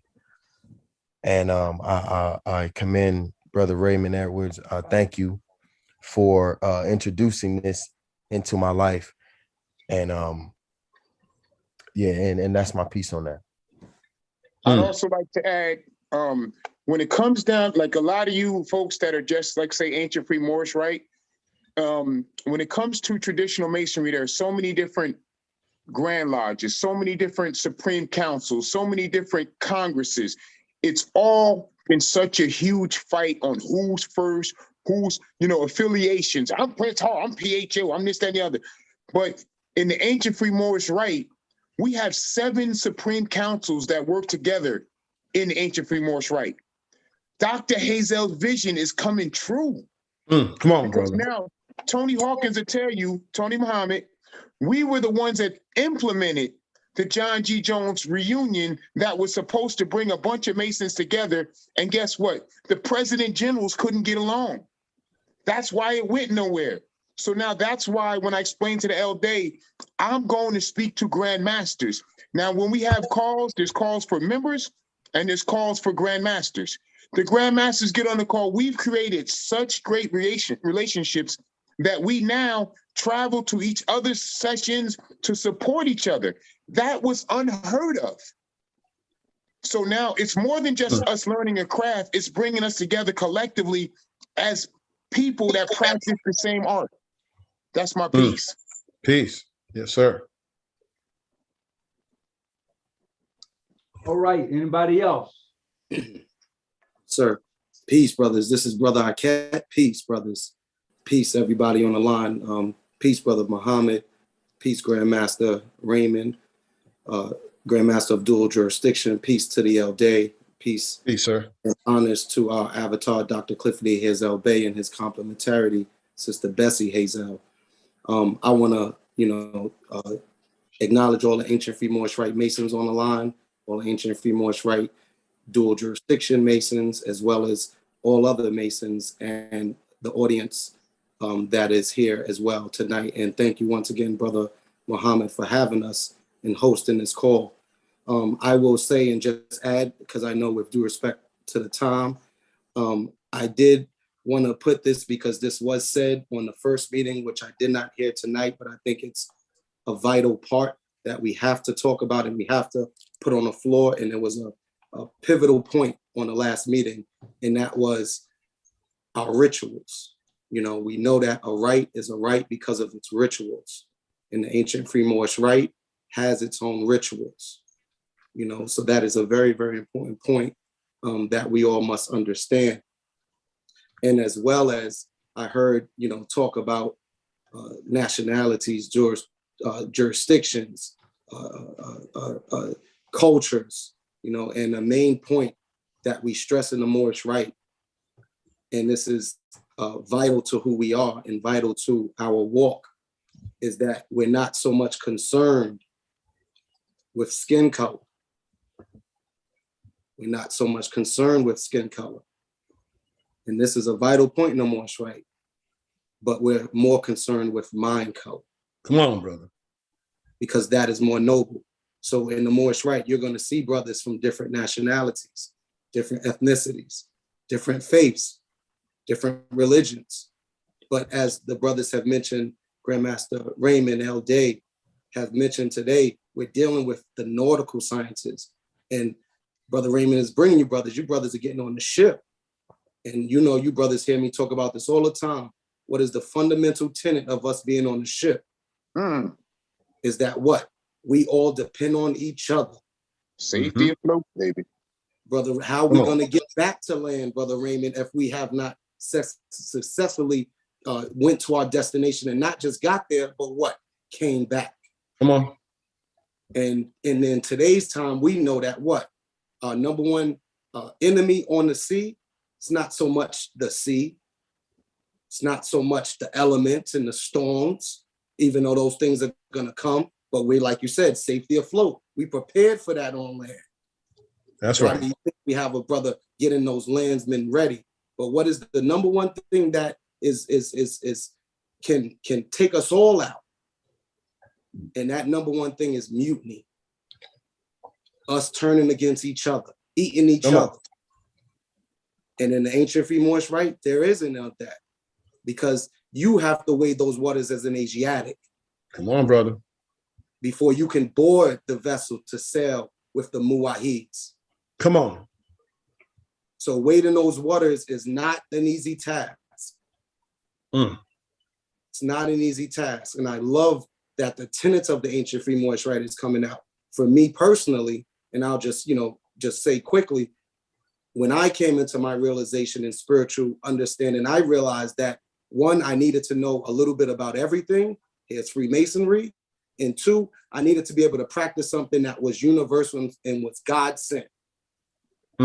Not based on color or culture. See, because in the Moorish Rite, we teach you what is, and we go into the true definition of what a Moor is. Come on, brother.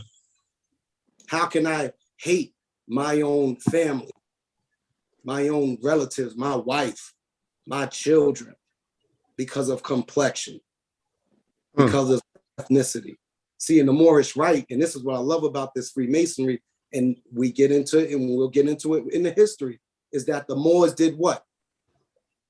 We talk about it, they civilized, they sailed the 7 seas. They visited lands abundant. Come on. Moorish Rite Masons know what I'm talking about. And in order to be successful, as I said, in order to be able to come back, what did they need to do? They needed to exchange with people. That's idea, right. Commerce, business. And Dr. Hazel taught us that it got even deeper. They exchanged blood for blood. Come on. People for people. So if we get into our true history, which Dr. Hazel talks about in every Moorish Rite Freemason will know, our history did not begin with slavery in America. Come on, brother. So the ancient free Moorish Rite dual jurisdiction, OMS, OES is here to bring the nautical sciences of Freemasonry back, because we talk about it all the time. We're not just nautical, but we're architectural as well. Come on. You see the duality to me. Come on, brother. Complementarity. The sisters talked about it. We cannot sail and sail proper. We talk about Dr. Hazel. We cannot sail and sail proper until our women are aboard. Come on.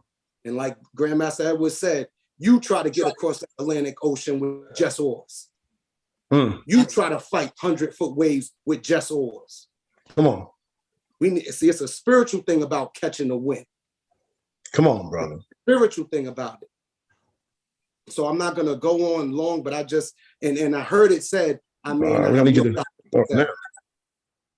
heard it said, because when I came into the Moorish Rite, it was the ending days of Dr. Hazel.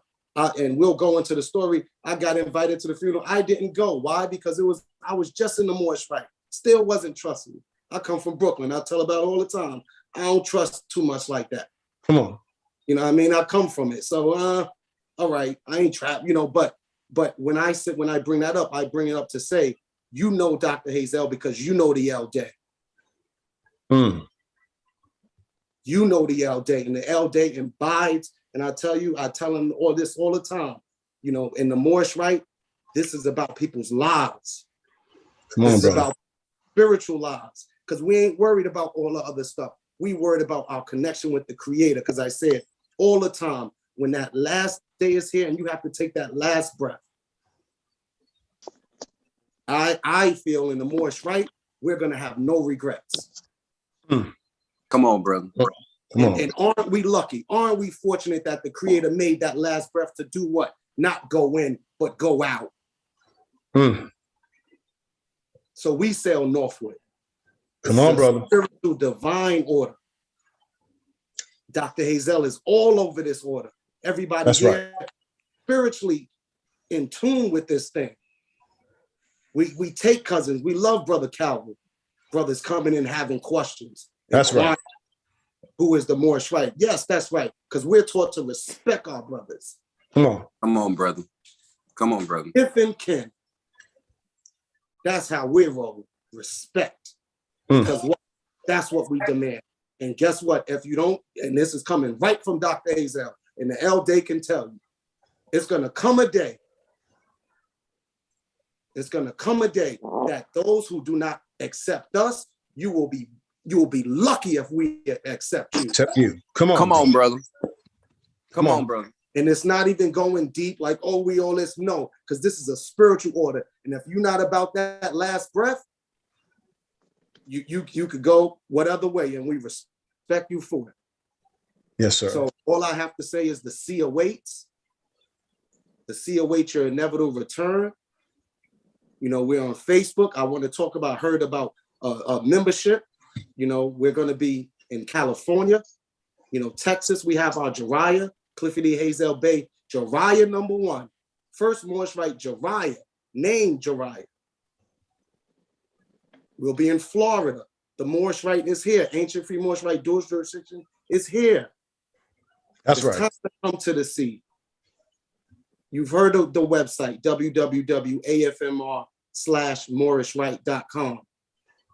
Go to the website, www.AFMR/MoorishRite.com.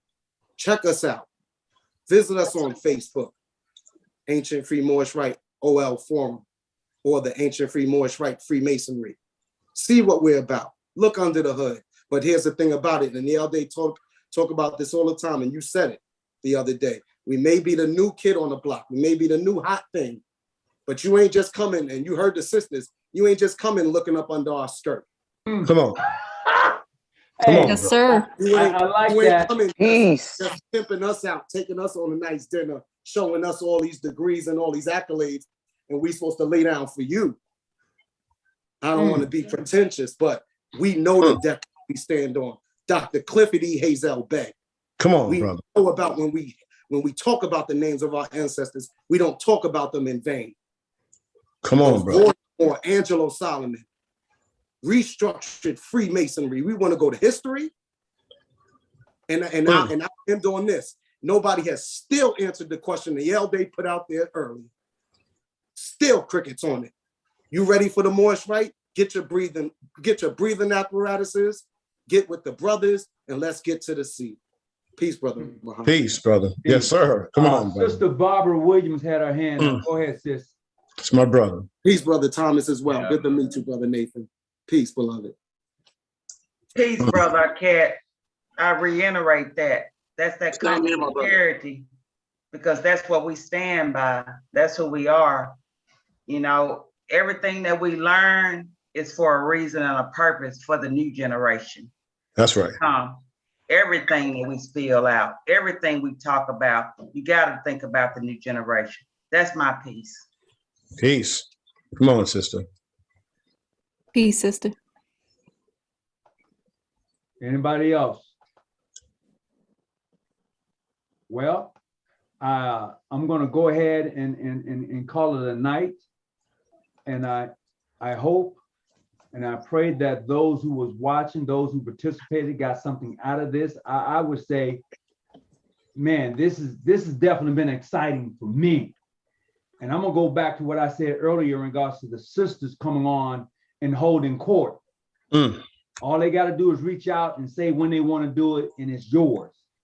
And you can teach us and allow us to sit back and learn some things, because I know the brothers, we're always out front, you know, but I definitely like to hear more from the sisters in that regards. And Brother Calvin Burmont was asking if I was still on.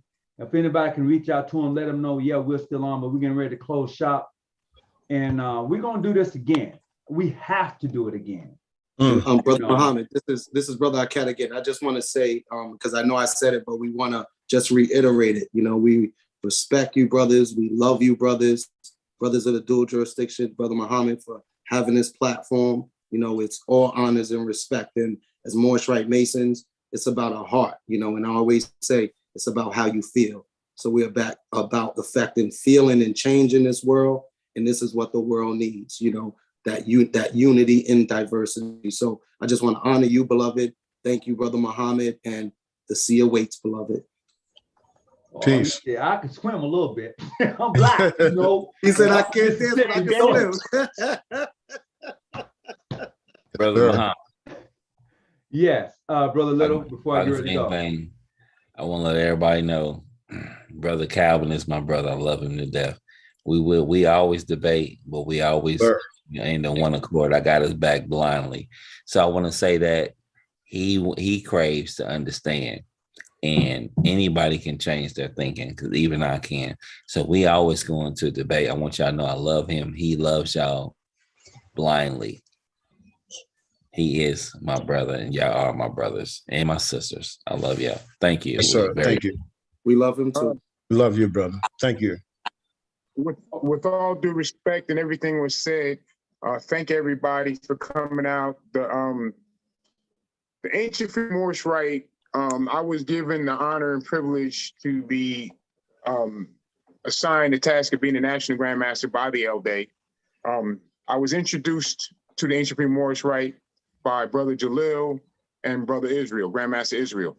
When we had the conversation originally, we talked about it, and I appreciate some of the brothers that I haven't seen in a long time.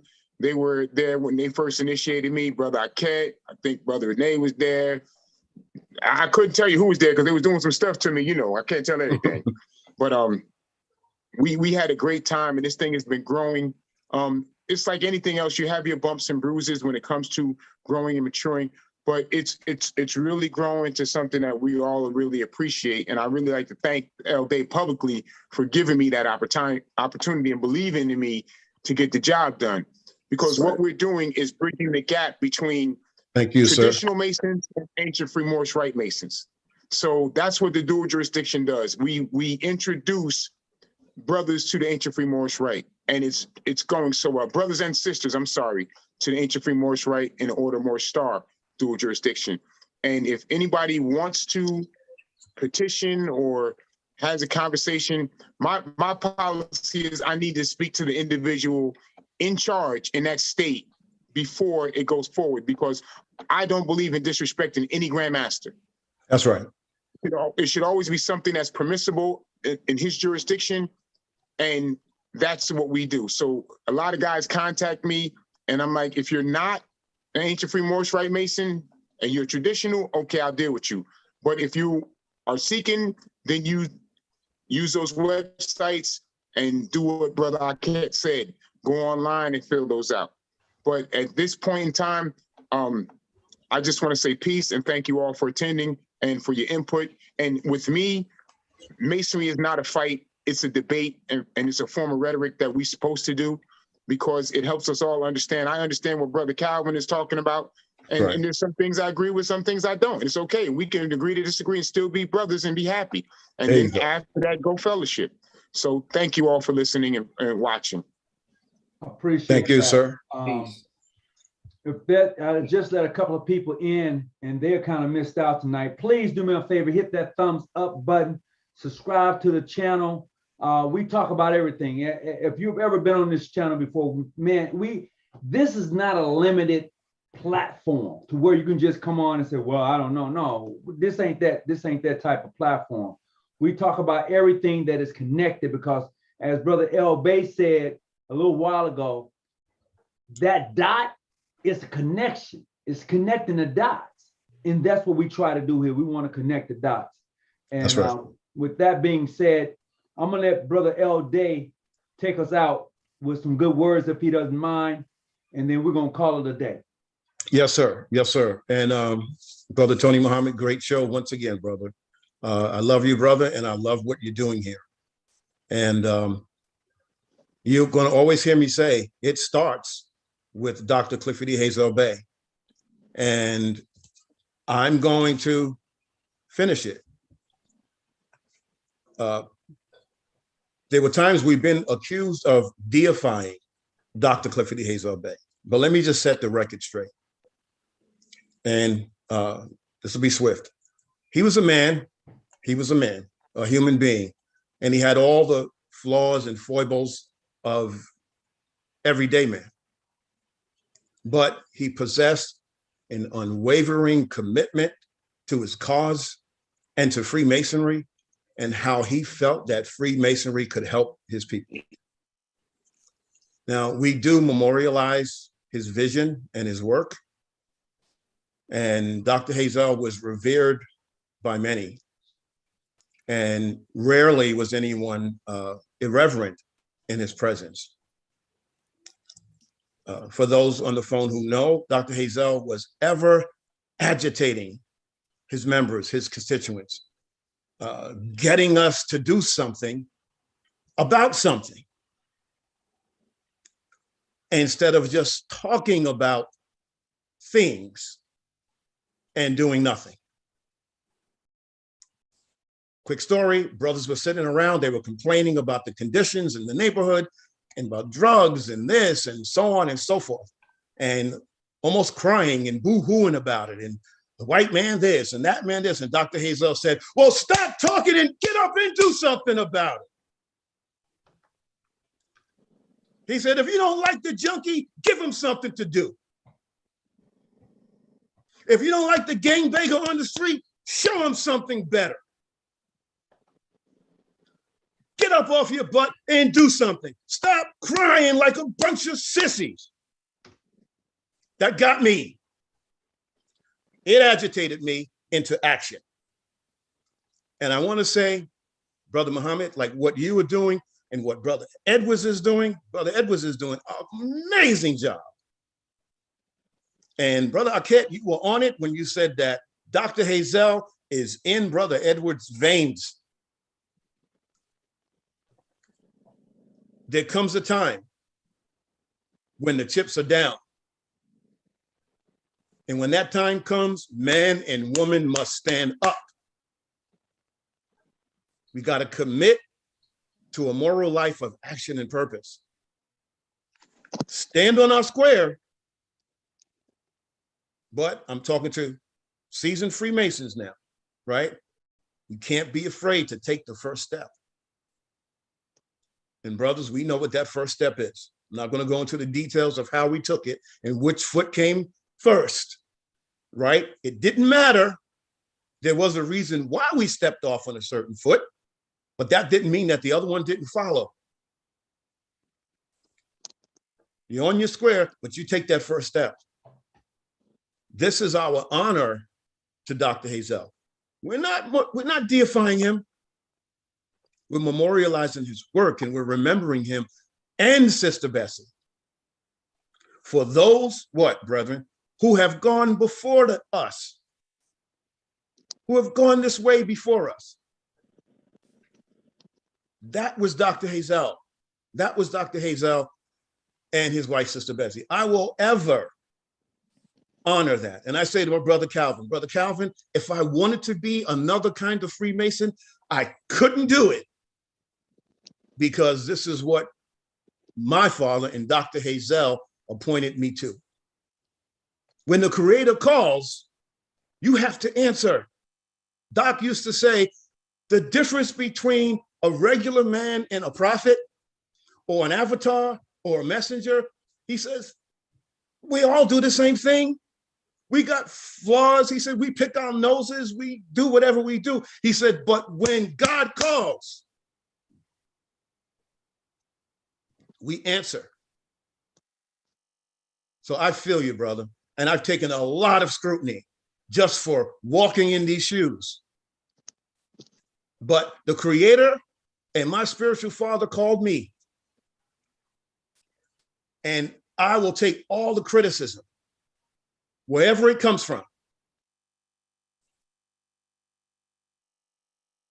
You will too.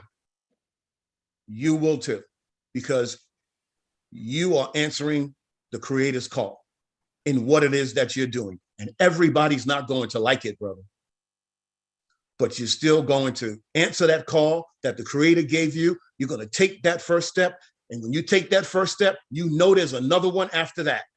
And you have to take it with courage. You're going to be challenged. I watched Brother Edwards when he was starting out with this dual jurisdiction. I was like, brother, you're dealing with the traditional side. Everybody's not going to like it. But brother kept going. And I used to look at him. I used to say, Dr. Hazel is on that brother. That's right. That's right. This is, brethren, this is a divine order. This is what Doc would say. He said, Morris Rite is not just a fraternal order, it's a divine order. And we could say, well, you're trying to say you're divine? You damn right. If you don't look at it that way, you don't stand a chance out here. Because if God didn't send you, then who did? If you're not walking with God, then who you walking with? Come on out there. Yes, sir. You better not just think or believe that you are divine. You better know that you are divine. And there's nothing wrong with being divine. Amen. What is divinity? It's a human characteristic. Now, we got some brothers who study here. Take me to task on that one. It's a human characteristic. Brother Tony. Brother L. Bay, I ain't never seen you this passionate. Got him. Got him. This is an everyday call thing. Hey, Brother Tony. Yeah. The brother from the dual jurisdiction said they didn't know he knew how to laugh. Yeah. I don't laugh. I don't laugh. I don't smile much during this work. During this work, I've been shot, beat up. You know, that's another story. But I'm here, right? Yo. I'm here. You know, those are things that I can be sad about. Those are things that I could be mad about and give up. But, you know, brother,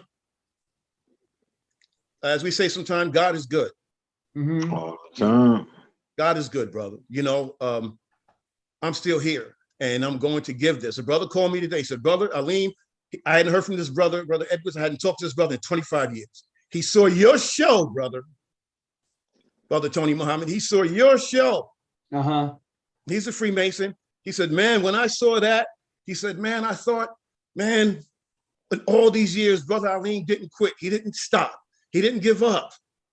He's helping to fulfill Dr. Hazel's vision. And now you are helping to fulfill it, brother. You're helping to fulfill it. And I told him, I said, brother, sometimes there are things that, you know, the Creator, you know, submits you to, and you do it because it's the only thing that you can do. Mm-hmm. Because you have to do it. And you realize that you have to do it. And I don't regret it. I don't regret it. I lost families, wife, a lot of stuff. Just dealing with this. Either it's the Morris Rite or it's me. You know, I've been there. I've been there. 2 houses burned down on fire. I'm like, who's doing this? Government? Guy next door? What's up? Come on out there. Keep going, bro. I keep going. You know, I thank the Creator for you. I thank the Creator for Brother Edwards. I thank the Creator profoundly for all of you on the phone. You know, soon, you know, Brother Edwards, you know, I'm not going to have that next step. You know, I'm going to want to take that retirement step. And I thank the Creator for all of you, because I know you're going to carry it on. You're going to carry it on. Sometimes I am tired and weary and beat. But, you know, right? We keep on keeping on, right? That's it. That's what I'm doing. I thank the Creator for all of you. I thank the Creator for Brother Arquette, Brother Renee, my grandmasters, brothers who carry the load, Brother Lexa, brothers who are coming with things that Brother Edwards, you think the information is mind-blowing now. Bruh, man, we ain't got no idea, bruh, what's coming. But you'll be the first to avail it, brother. And that's my piece, brother Tony Muhammad. Thank you, brother. Thank you for the honor. You're certainly welcome. To everybody that was on, I appreciate you. The chat was blowing up tonight. Please hit the like button. Please hit the share button. And to the sisters, once again, for the 4th time, you're welcome to come back on and hold court.